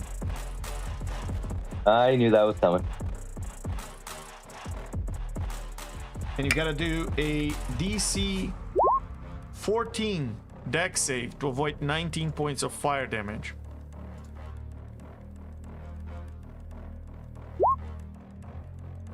That's a fail. And Failed. you take 14 points of fire damage. Oh, it really is Elite Dex 14. I'm sad that spell's thing was so low. I didn't realize it was that low to do it. Oh well, You've it's managed free. to I fail can do that whatever with a else. nat 1. It's okay. I'm gonna return With that one for a dirty 20, you still fail. He's a very spicy snack. It's okay, but he also has to do the same thing now because I've used my reaction to hellish rebuke him Very well. because it's free. As you attempt to hellish rebuke him, your eyes glow, and instead you give him this paralyzing gaze, and he has to do a wisdom save, or he needs to pass that wisdom save, or he's paralyzed. He passed it, so he's no longer paralyzed. He's not paralyzed. Very well. And Monarchos, is that the end of your turn? Yes. I would like to take a legendary action. Very well. What would you like to do with your legendary action? I would like to cast Disintegrate at an 8th level. At yourself. At Arlith. Yes. Excellent. Oh wow, what the heck? We took... I don't know spells. Oh, I'm silly. I'm looking at this backwards. I do have spell slots. Yes, at Arlith. So we'll see what that does, I guess. Oh. Every time I click that button, it's so loud. Rather than a disintegrate, instead, you try to cast disintegrate. Instead, you hurl a stream of acidic vomit on top of your counterpart, and he has to do a dex save, or he is going to suffer 85 points of acid damage rather than force. That's a lot. Yes. For his constitution, that's quite a lot indeed.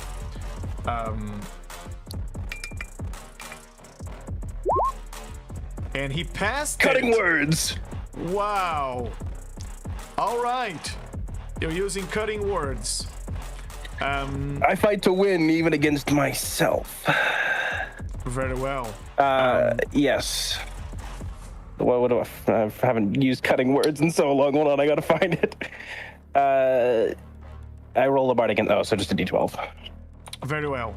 You try to use your words, but instead your mind releases a blast, a psychic wave, and all the creatures within 30 feet of you gotta do a DC 23 Wisdom saving throw, or they take 50 points of psychic damage. Oh my goodness. And that's a DC 23 Wisdom save. Let's see if Arlet passes. He passes. Ixtihul.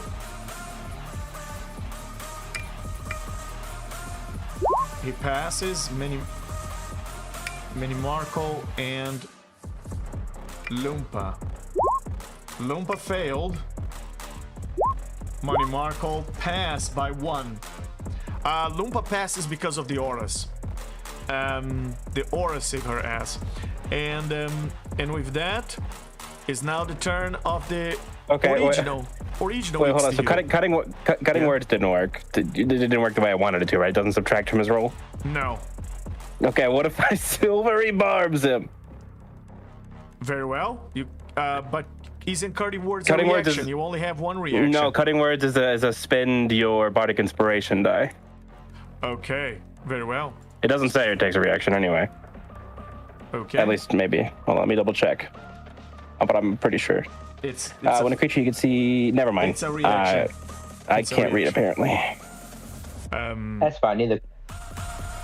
And it's so it managed to hide behind the barrels, and the acid that you vomit on it just hit the ground, and the little furry little guy just managed to escape your attack, Arltex. Okay. And yeah, it's now the turn of the original Ixtihul. Well, and we all know that original Ixtihul doesn't play around, so he is going to fly above Ixtihul. And then he's going to wild shape into Mamuxtihul and fall on top of Ixtihul. And Ixtihul, you gotta roll a dex, an acrobatics actually, versus Acrobatics. And the number to beat is a 21.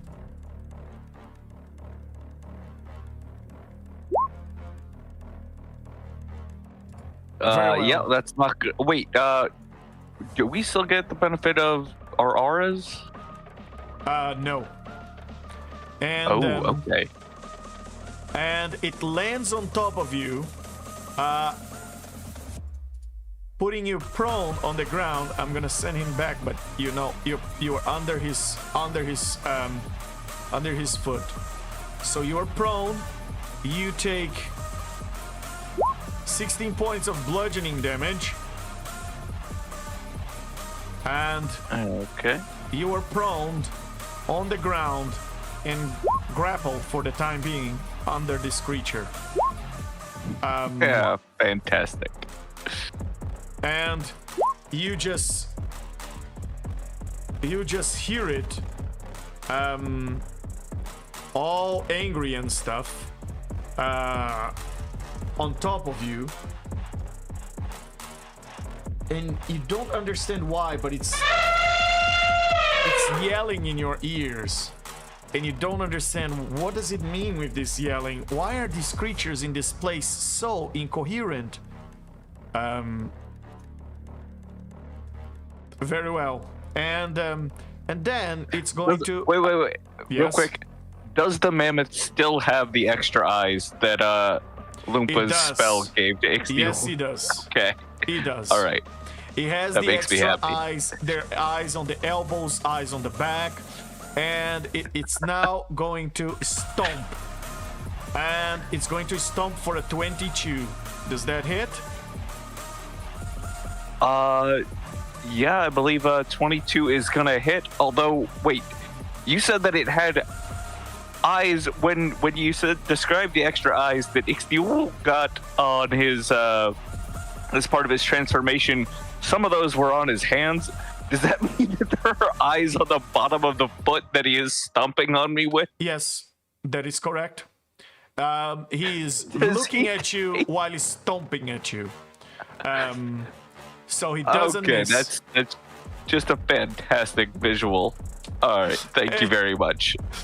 That gigantic mammoth paw with an eye on it just presses against your skull and pushes you into the mud on the ground for 32 points of bludgeoning damage. And with that, that's the end of its turn. And it's now the turn of Manny Markle, the one who is grappled. Original Manny Markle. And let's see how angry is the Manny Markle you created here. Let's see how resourceful he is. What is the... It's a lot of tank and healing stuff. Not the best for offense. Very well. Very well. The most offense he could do is what I already just did. Is just 2 attacks with a smite. That is his bag of offense. Very well.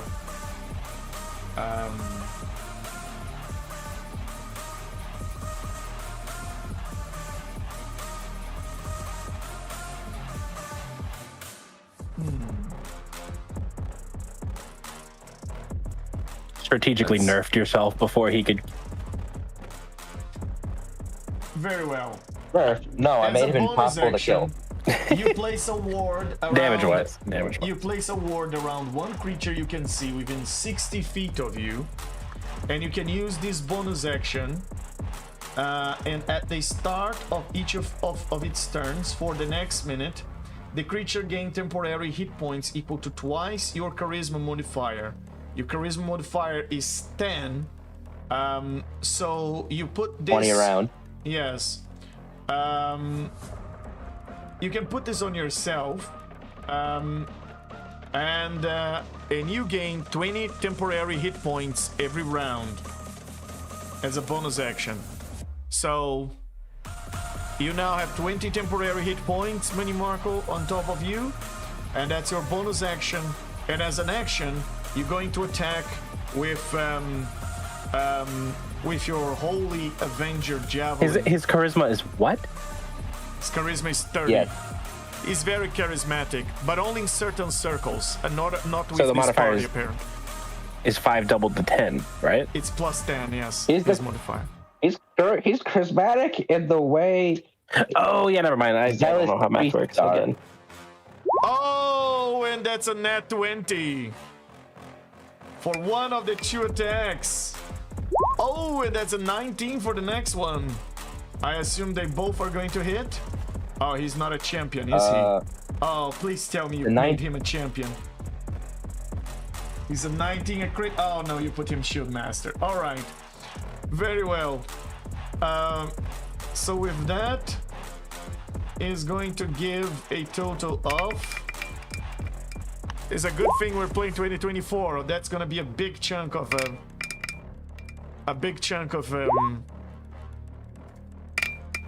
Divine Smite on top of it right now. But now that they made Divine Smite, Divine Smite a new spell, that's gonna fly here. All right. So with that, we have a 25, 31, 27 for 52, 83 points of damage on Minarkaos. What is your current hit point, Minarkaos? Oh, my current hit points are 384 before damage. 384 before this? All right. Yeah. So before minus today. 83. So now it's 301. And Arltex, what is your current hit point? I had here 94. 202. 202. Very well. And XD Hugra is 208, correct?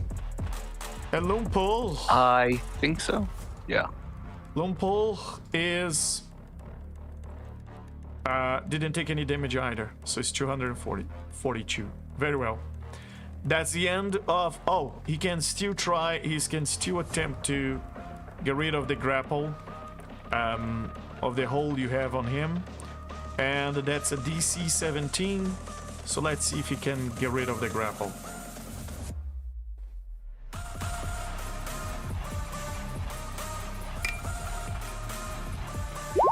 Nope, he's still grappled. And with that, Ixihugra, what would you like to do?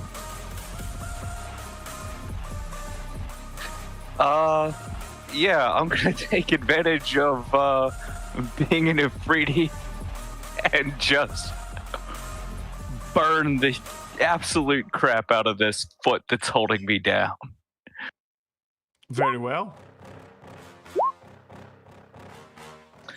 Very well. As you attempt to hurl flame in this form, instead, random things come out of you. Random rays come out of the different eyes in you. Please roll a d4 for me. No, yeah, d4. Right.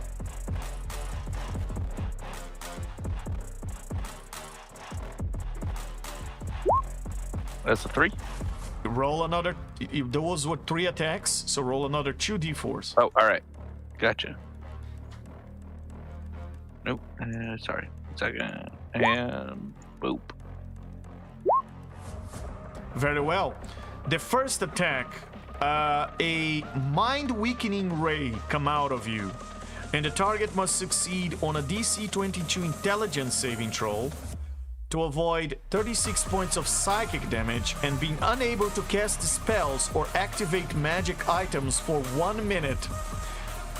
It can repeat the saving throw at the end of each of your of each of its turns.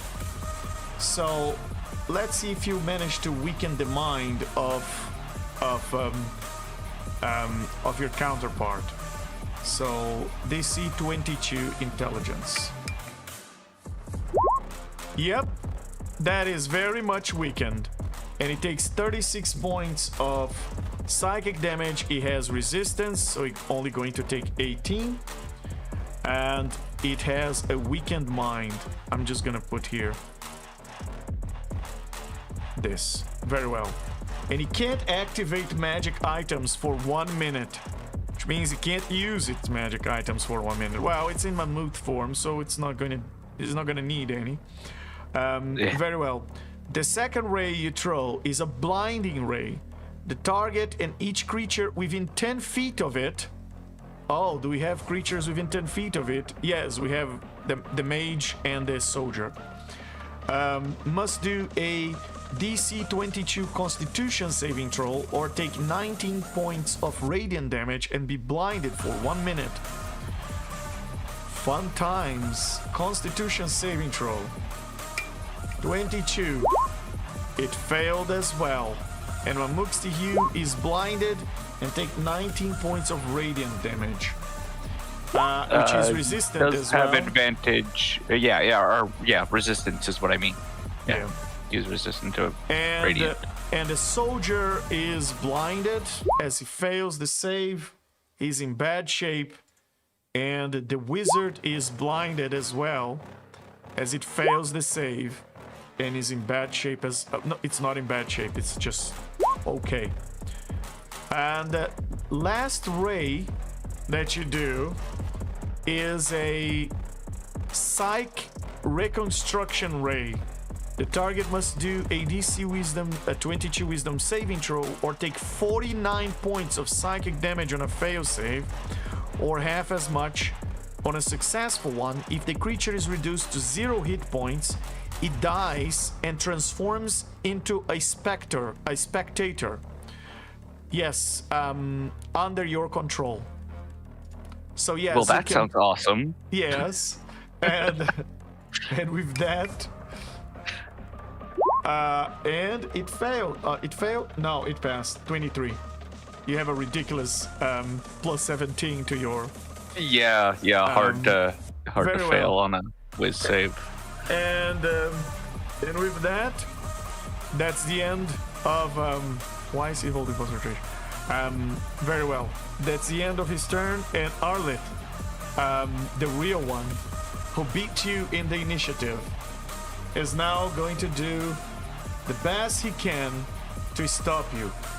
As you try to vomit acid on him, he's going to just put his head out of the barrel that he is behind, and he's going to cast a 9th level disintegrate back at you, and that's an actual disintegrate.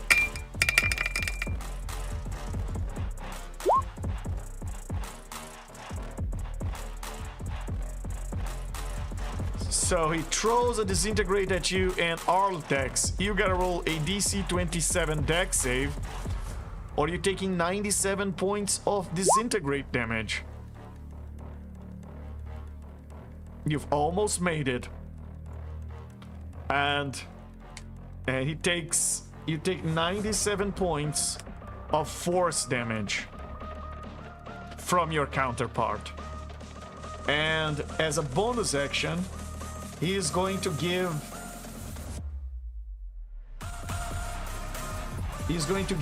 Bardic Inspiration D12 to Lumpa, his buddy. And there you go. And that's the end of his turn. Arltex, what would you like to do?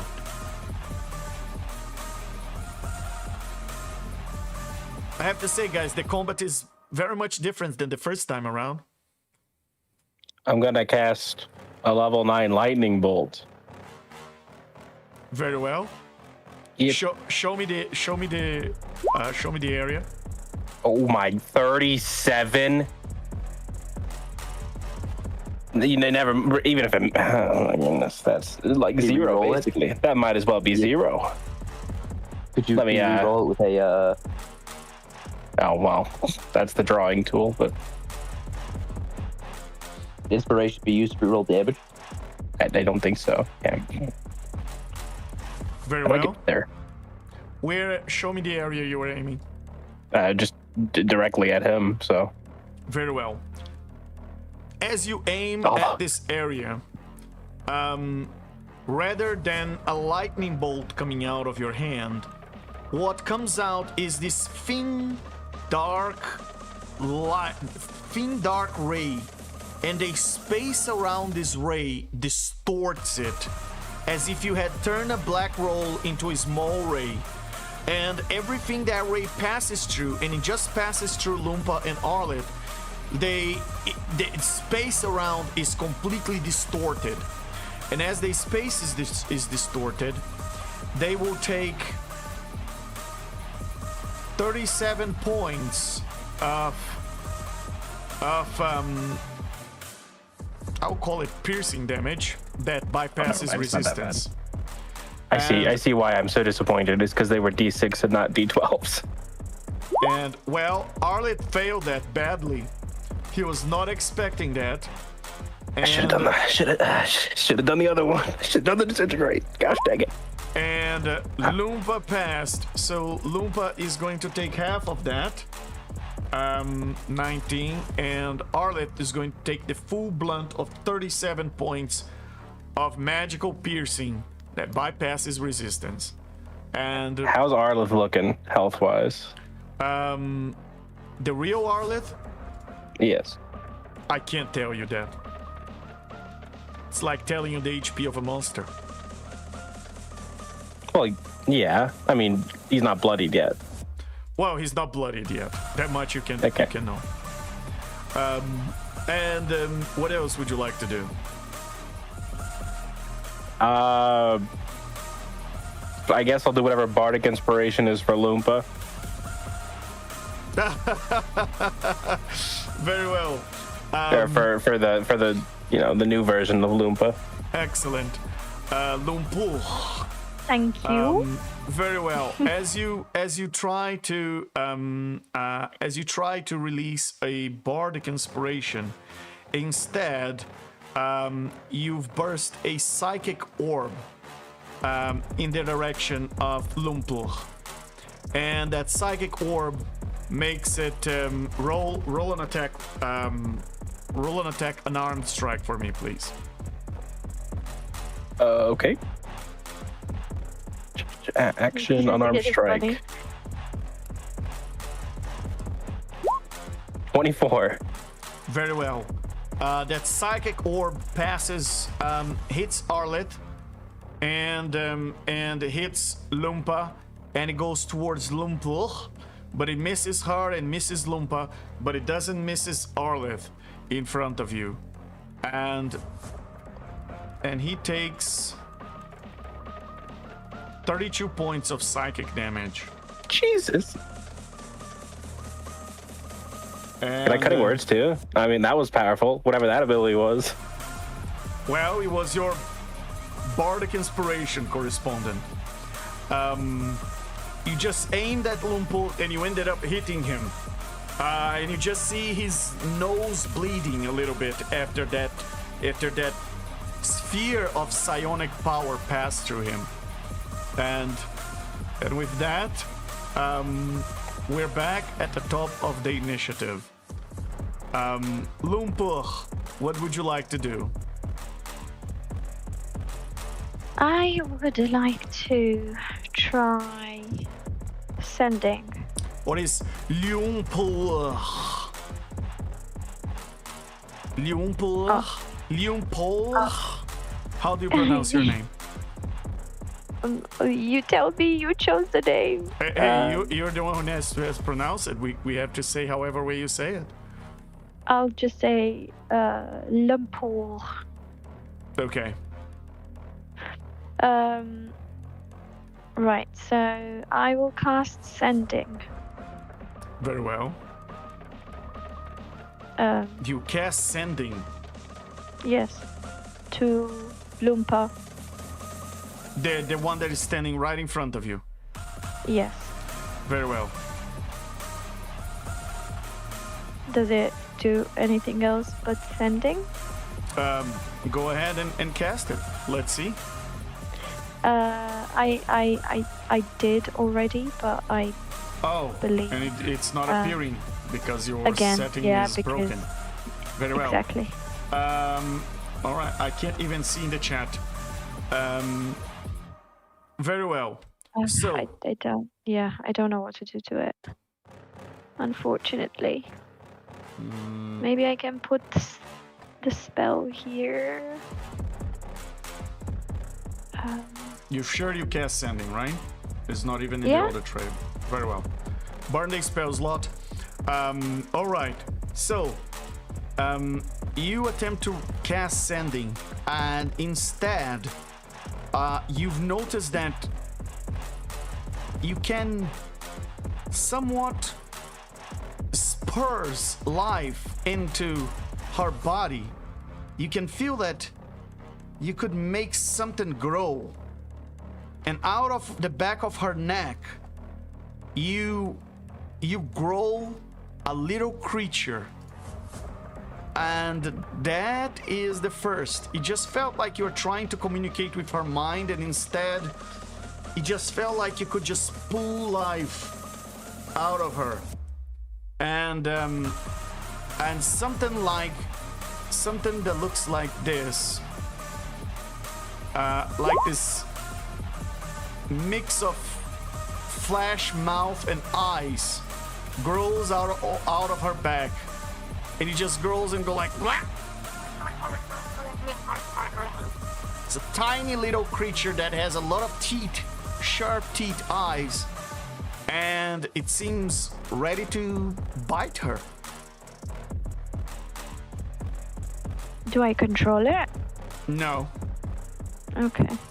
but you spurred it to life. and it seems he can bite. Okay. All right. So is it gonna bite now? Or it's taking its time. He can bite now. Yes. Let me see.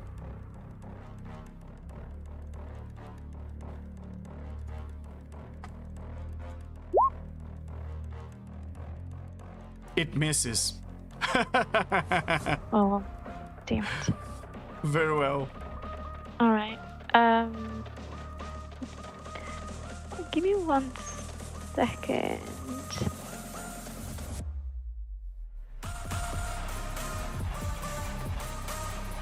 Yeah, I guess. You know what? No. You know what? Why not? Let's try. I'll cast Blade of Disaster.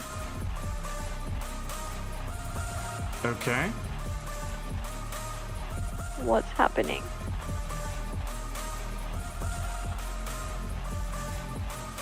Very well. As you cast Blade of Disaster, or you attempt to, something similar to what happened before, a mind blast explodes out of your alien mind. Everybody who had concentration on the field loses concentration, including Loompa. And her Blade of Disaster that was next to you disappears. She's quite confused by it. Feeling like I'm having a deja vu. And everybody gotta do a DC 23 intelligence save, or they are gonna suffer.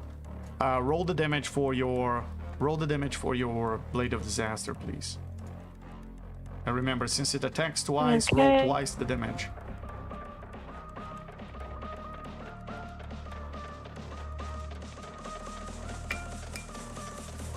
Sorry, do I roll the 2 hits or not? No, just the damage. Oh, sorry. Okay. So that is. Thanks to you, got inspiration. Oh, hey. Good for him. I'm going to cutting words Arlith again, even though he doesn't need it.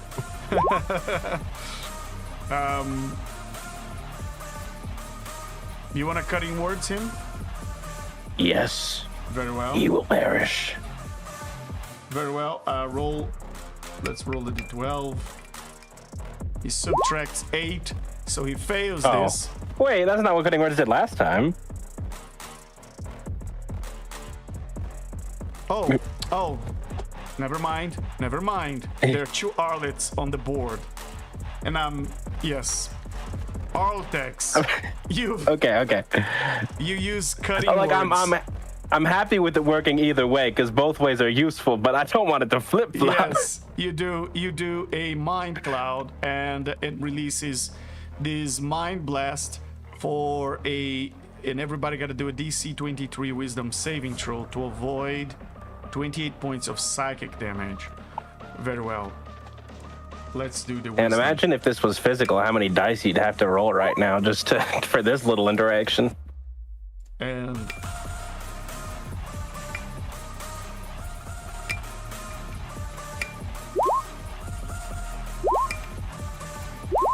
very well. And Loompa passes thanks to the auras. Everybody else passes. So that was 28. They take 14 points of psychic damage. And for those that failed before, so that is who failed? Arlet, does it? It does fail, even with the auras, even with the +6. So Arlet failed, and he is going to take the damage of... How much did you roll for the damage of the blade? 51. 51. So he takes 51 points, and now he's very much bloodied. 51 points of force damage. Everybody else takes 26. And you guys notice that the creatures that were around you are all dead, and even the wizard is in terrible shape. The blinded one near you. And this one is dead as well. Very well. And yes. That's the end of my turn. I would like to take a legendary action. Very well. Ooh. Go ahead. We'll see what this does. I'm just gonna look at Arla, and I'm gonna use the boon of spell recall, and I'm gonna power word kill him. Very well. Die. Oh, I can't cast because I don't have a spell slot because I'm using this. Yeah, just do that.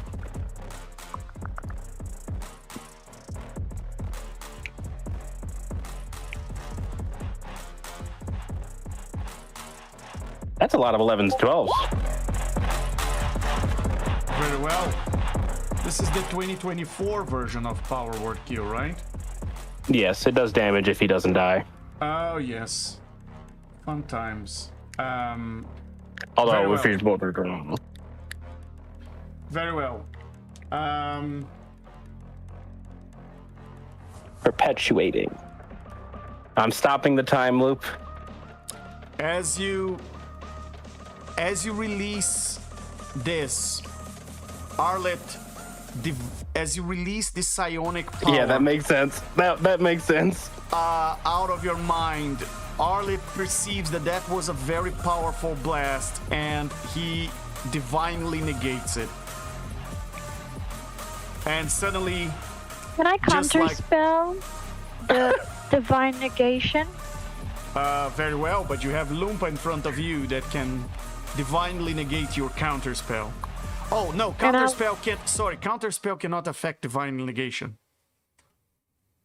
Okay. Divine negate, So, divine negate. so I can divine negate. Divine negation's above the level a counter spell can do anything about it. Right. So So I could divine you negate it. this form of yours is not a demigod in this place. So I don't have divine negation, you mean? No. That's why I answered Oh. your previous question the way I did. So Okay. Arlet divinely negates and Artex just like that, and in a blink of an eye, your massive psionic burst that was about to blow up his head is just vanishes. It just phases out like. Doesn't realize I'm trying to save Fizzles him out. by just making him reborn in 100 days. Yeah, and with that, it's now the turn of Lumpa, and she's not happy with all of this. She's definitely upset, so she pulls her Asmodeus right knife. Yes, that blade that Asmodeus gave it to her as a gift for her becoming an ally with him. Oh yes. That's her dark side right there. And she decides to attack Lumpul with the full power of her right knife. So here it comes. And she is going to, of course, use her booming blade in both attacks. So first attack. Can I just show her that I have the same and just like wave it in her face? Like, You don't have the same. No, I don't. No. Oh, okay. Your new Everything's form. Changed. Yes, your new form doesn't Okay. contain that right knife. All right. So that's a 28. Nope. Does it? Both will miss as she tries to attack you. That one should not have been rolled. And as a bonus action, she will summon again Blade of Disaster. This time without her macro. And she will attack another 2 times with Blade of Disaster. Did she spell recall? Yes. And Right, okay. and with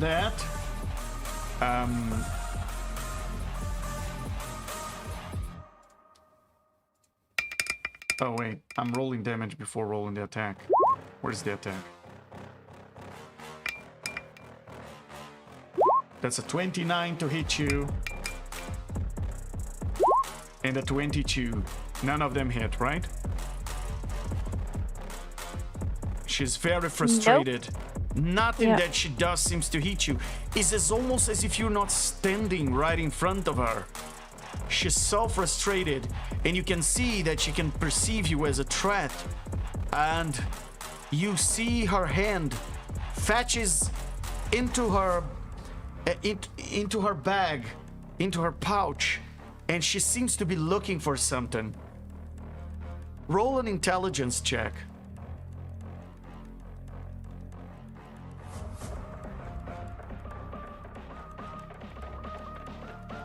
Oh, I think I rolled a save. Sorry, give me 1 second.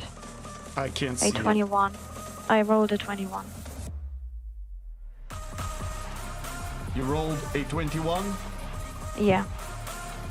You are looking at what she's doing, and a glimpse of a shattered memory comes to your mind, where you can't really see any imagery in your mind, but you have the impression, you have just this insight or this intuition that she's fetching for something to flee. Can I have, as a reaction, to try to literally hold her down, restrain her? As a reaction? Yeah. No, that would be an action. Right. You okay. can use your legendary action to do that. Yeah. It's the end Could of I her. do that? Yes, it's the end of her turn, so you can use a legendary action to do that. Okay. Do I need to roll anything? Yes, you need to roll your athletics or acrobatics versus her athletics. And the number to beat, or acrobatics, and the number to beat, and she has advantage on this because of Blade Song. 31. 35. Very well. You've managed to grapple her. And she tries to escape, but you are grappling her with your tentacle arm. And All right. very Now we're well. talking. Very well. Monarchos, what would you like to do? Oh.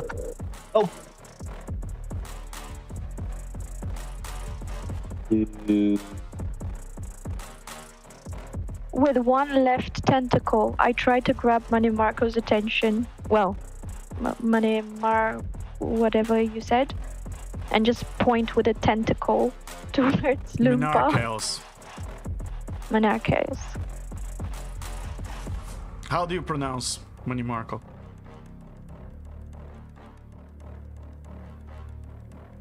Monarchos, if you're talking, we can't hear you. Narcos? Monarchos? Narcos? Okay. Something like that? Monarchos.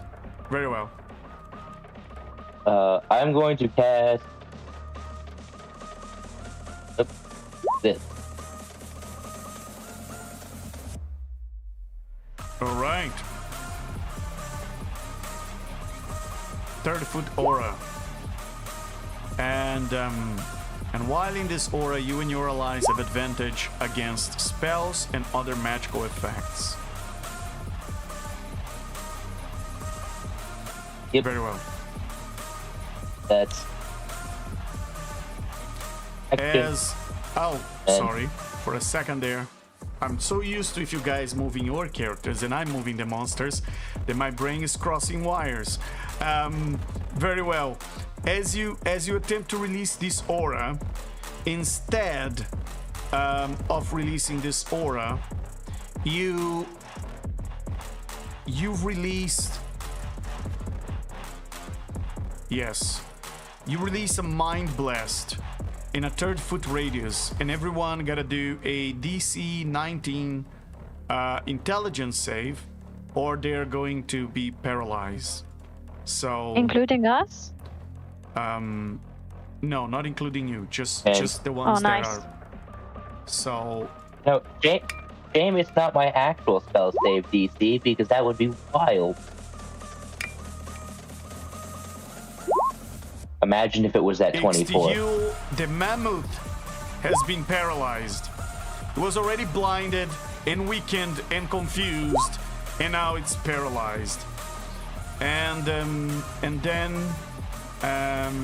Manimarco. Oh, I'm rolling the wrong character. Ignore that one. I threw the biggest spell I had at it, and it didn't do what I intended. And then Arleth. Is Arleth paralyzed? Is not paralyzed. Very well. Mamuxtihu is paralyzed after that mind blast.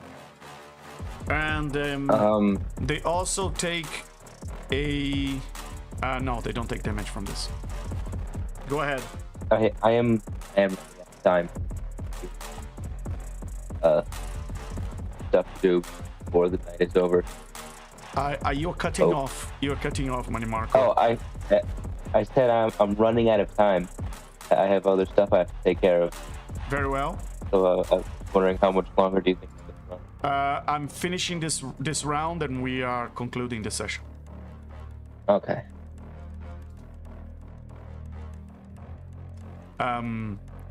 Is that the end of your turn?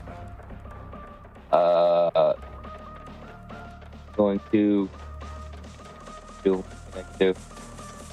I'm going to do a button for it. I hope this works. I can barely hear you. That? Did it pop up? It did pop Yes. up. Okay. Yes. Everybody gained 20 HP and 20 temp hit points. Very, very well. Instead of an avatar of nourishment, what you've released is a wave of soul-consuming force that all the creatures within 60 feet of you gotta do a DC 19 saving throw, charisma saving throw, or they are frightened and they take 2d12 points of psychic damage at the start of each of their turns. Hey, I really wish I was getting the full 24 save DC now because that'd be huge damage. As you're releasing all the accumulated dread and fear that they have in their bodies into their minds, and making them see the worst nightmares they could possibly see. So let's see, Manimarco, that is being grappled by you. He passes Arleth with charisma, and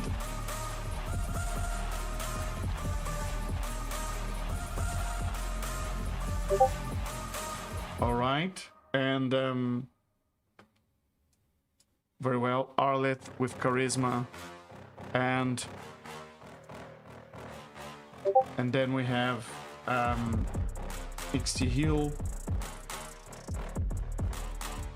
Oh, and I'm getting feedback that the map is frozen for our audience. So hopefully it unfroze now. Very well. Everybody passed that DC, and but the aura. No one is frightful, but the aura is still there. Minarkos, what else would you like to do? Is that the end of your turn? That's the end of my turn. Very well. I like to. Mamuxtihu He's is hoping they get hit by it next round. Mamuxtihu is paralyzed, blinded, and weakened. So he won't be able to do anything this turn.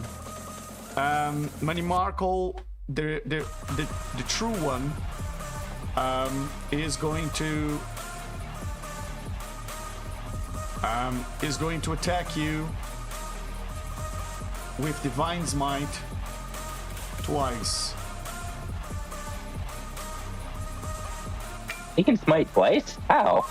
No, he can only smite once. He will attack twice, but he can only smite once. That's a dirty 20. Does that hit you? No. And the next one is a 30. That will attack you. Very well. And he will Divine Smite for a total of 48 points of damage altogether. And that's the end of his turn. Ixtihugra, what would you like to do? So the mammoth didn't do anything? No, he's paralyzed, weakened, and blinded. Man, I was kind of counting on him to try to stump me more so I could use a reaction. I know. All right. All those mind Fine, blast I'll- and psionic powers in this place Yeah. are really contorting things. I'll do it myself then. Firstly, I'm going to use a bonus action to use Moonlight Step to teleport up on top of its back. Very well. It doesn't really work like Moonlight Step. What happens is all the tentacles in you seem to disband and reunite on the back of him, reforming you. Gross, but I like it. All right, and then I'm just gonna point my tentacled hand at the back of this stunned mammoth's head and just blast it with Starry Wisp. And oh crap, that's a nat 20. Oh, even if it wasn't, you are within 5 feet of the paralyzed creature, is an auto crit. So Yeah.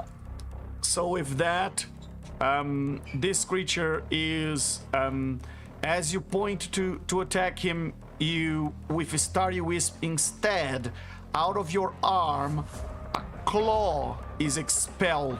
A claw made of teeth, sharp teeth, and it just hits him on the back. Roll damage. Double damage. For your Starry Wisp. Very well. Yeah. Give me 1 second. Let me, because I gotta roll that again. The things got in the way. There we go. All right, so that's 63 Very well. total. You hit him. Is that still radiant? Because he is no, it's not resistant to radiant. It's already Okay. piercing. Okay. And he returns to his original form. And although he continues paralyzed, weakened, and confused, and he carries over a little bit of that damage into that form. All right, so And that's my you're no lo- bonus it- action. If you are What still now? on top of him, he's now prone on the ground. Yeah, I mean, I guess I'm still on. Well, I'm standing above him. I don't know, since he just became a lot smaller, if I'm actually like physically standing on him still. All right, so that's my bonus action and my action. I think as a move action, I'm just gonna fly up. Let's say 30 feet. Okay. And that's going to be the end of my turn. Very well. I am going to legendary action. Yes, by all means. Same here. I want to do one as well. Okay. I'm going to use Channel Divinity and activate Share Vitality. Bonus action, you can inflict up to your current number of HP as product damage on yourself, and up to 4 creatures you can see within 30 feet of you gain HP half product damage. Very well. Hit myself for 50 HP. Okay, so you're giving necrotic damage on yourself. Yeah, so I'm taking 50 HP. They're all gaining 50. Very Or well. is it 25? I think it's half. They get. Yeah, I'll get. Very well. Tentacles leap out of Narcos, and those tentacles wrap around your bodies and seems to be merging with your forms. And as they do, you heal for the amount of healing that he's giving you, which is how much did you roll? It's not a roll. I choose to take a certain amount. They gain half that. So I choose to take 50. They gain 25. Oh, excellent. So I take Very 50 well. damage. They all gain 25 health. Very well. And you all regenerate for 25 as he adds some extra tentacles in your bodies, as if you didn't have enough. And Lumpur, you would like to also do some legendary action? Yeah, so did Loompa get whatever she wanted to do there from her Not bag? yet, no. So can I take her bag? You can certainly try. I mean, she's grappled, so Yeah. I'm guessing it's kind of free will. No, it's not free will. She can still move herself. Play of hand? Yeah, you can roll a Slay of Hand versus her acrobatics. And the number to beat, she has advantage, is a 31. 34! Let's go! Slay of Hand. Or Slay of Tentacle. I rolled a 34. Did you not hear me? Can you hear me? Yes. Yeah. I can't see the roll, that's why it's a bit anticlimactic when sorry. you say, Well, I roll a 34, and then I look at it. Yep, it's a 34. Very well. So with that, I realized that my screen's freezing. For audience, I hope you can see what's going on there. Very well.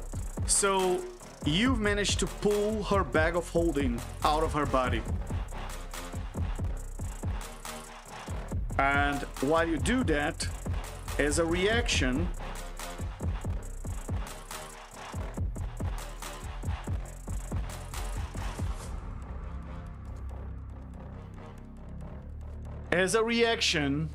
she is going to attempt to do a telekinetic reprisal on you, and you gotta do a strength 25 save, or you take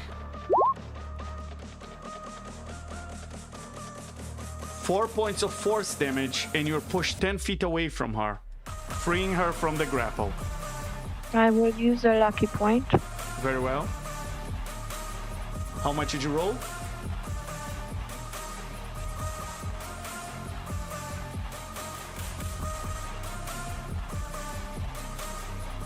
Oh, 20 the biggest. What was the Very well. DC? 25. She pushes you away 10 feet that way, and you lose the grappled on her, but you're still holding her bag of holding. And Arleth, and you take 4 points of force damage. Arleth, what would you like to do?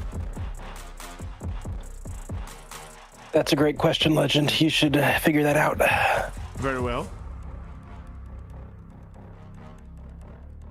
Because you're playing that character.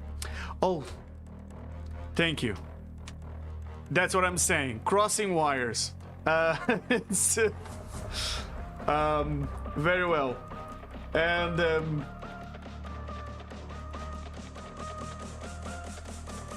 I still have the bag of holding, right? Yes, yes, you do. Okay. You do have the boon of spell recall. Yes, you do. And the boon of high magic. Yeah, very nice. So he can roll. So he can throw another disintegrate at you. He can. You can do it twice more if he wanted. Yeah, yeah.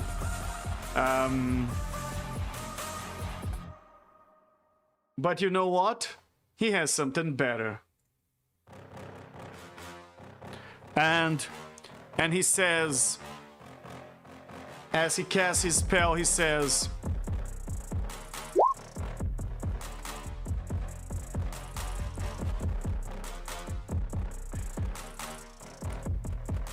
I wish for me, Loompa, Money Marco, Ixtihu, and Zane to be taken to a safe place where no harm can be brought to us, Counter spell. and no one hostile to us can find us. Can I Can we counter spell? divine negate? You don't have divine negation in these forms. Oh, right. I mean, But you I would can't have spell. in the far realm, but not in the astral plane. You can, you want to attempt to counterspell the wish? Yes. Very well. Cast your counterspell. This is 2024, I must remind you, so counterspell doesn't work exactly the same. It's a con saving throw. At least I'm trying. Very well. Are you casting so- that at what level?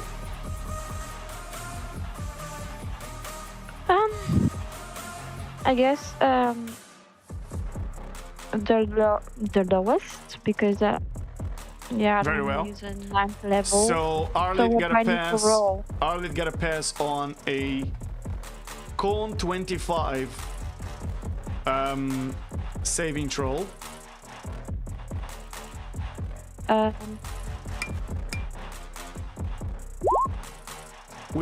Can I? With the auras, he does pass. Can I silvery barbs? You can certainly try, but as you've seen I'll- before, Silvery Barbs is actually one of your psionic powers.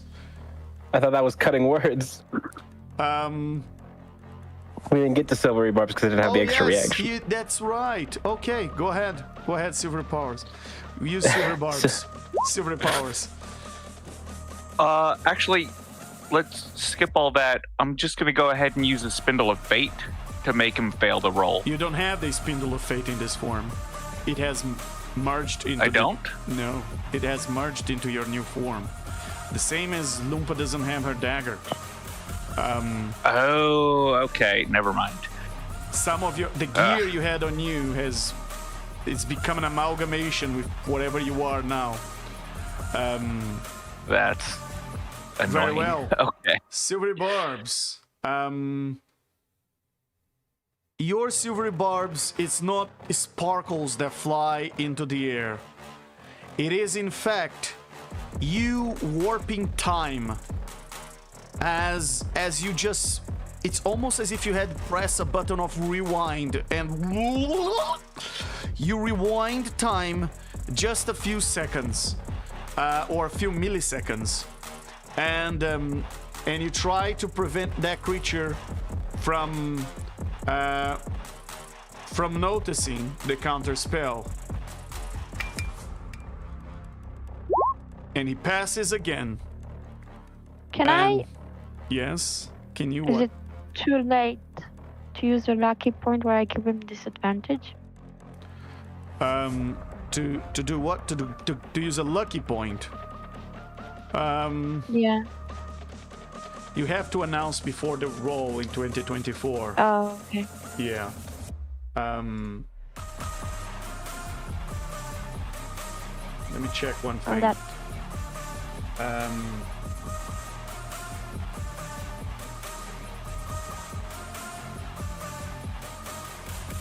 When a creature roll a d20 for an attack roll against you, It's just an attack roll against you that you can use lucky point. Yeah, lucky got nerfed in 2024.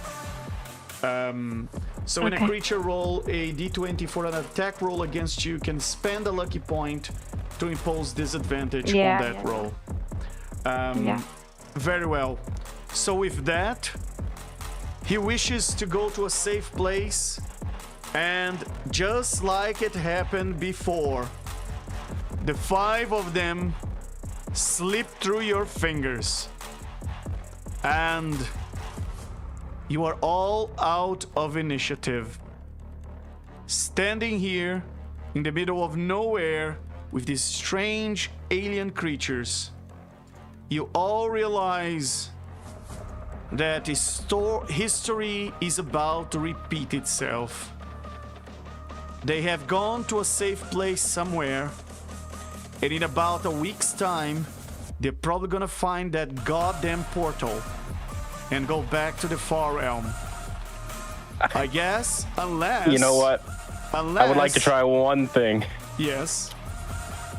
I've got one more 9th level spell slot, Yeah. and my character sheet at least says the word wish on it. Very well. And it looks like either way, I'm gonna have to suffer wish sickness. So who knows what the old me roll. Oh yes. Let's see what the old you roll. Roll a d6. On a 1 or a 2, your old you cannot cast wish anymore. Thank goodness. But that's not fair. Surely. It was your choice to do the wish, no? It's okay. I can It's still cast okay, wish. You can still cast wish. Very well. Artex, what would you like to do?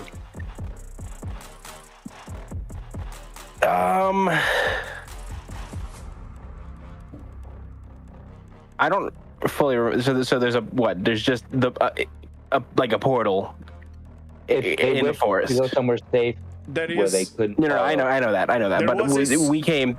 there is a skull, a giant skull of a gargantuan and probably very ancient great worm black dragon. And it has 2 arced horns on top of it. And they had discovered that can open a portal into the far realm. It's a one-way portal that they discover it can open. Now, they only discovered this about a week from now. So, perhaps you still have time to stop them. Perhaps you can wait for them there. You can roll an intelligence check to see if you remember that they will come back in character, that they will come back about a week from now. Okay. You all can roll an intelligence check.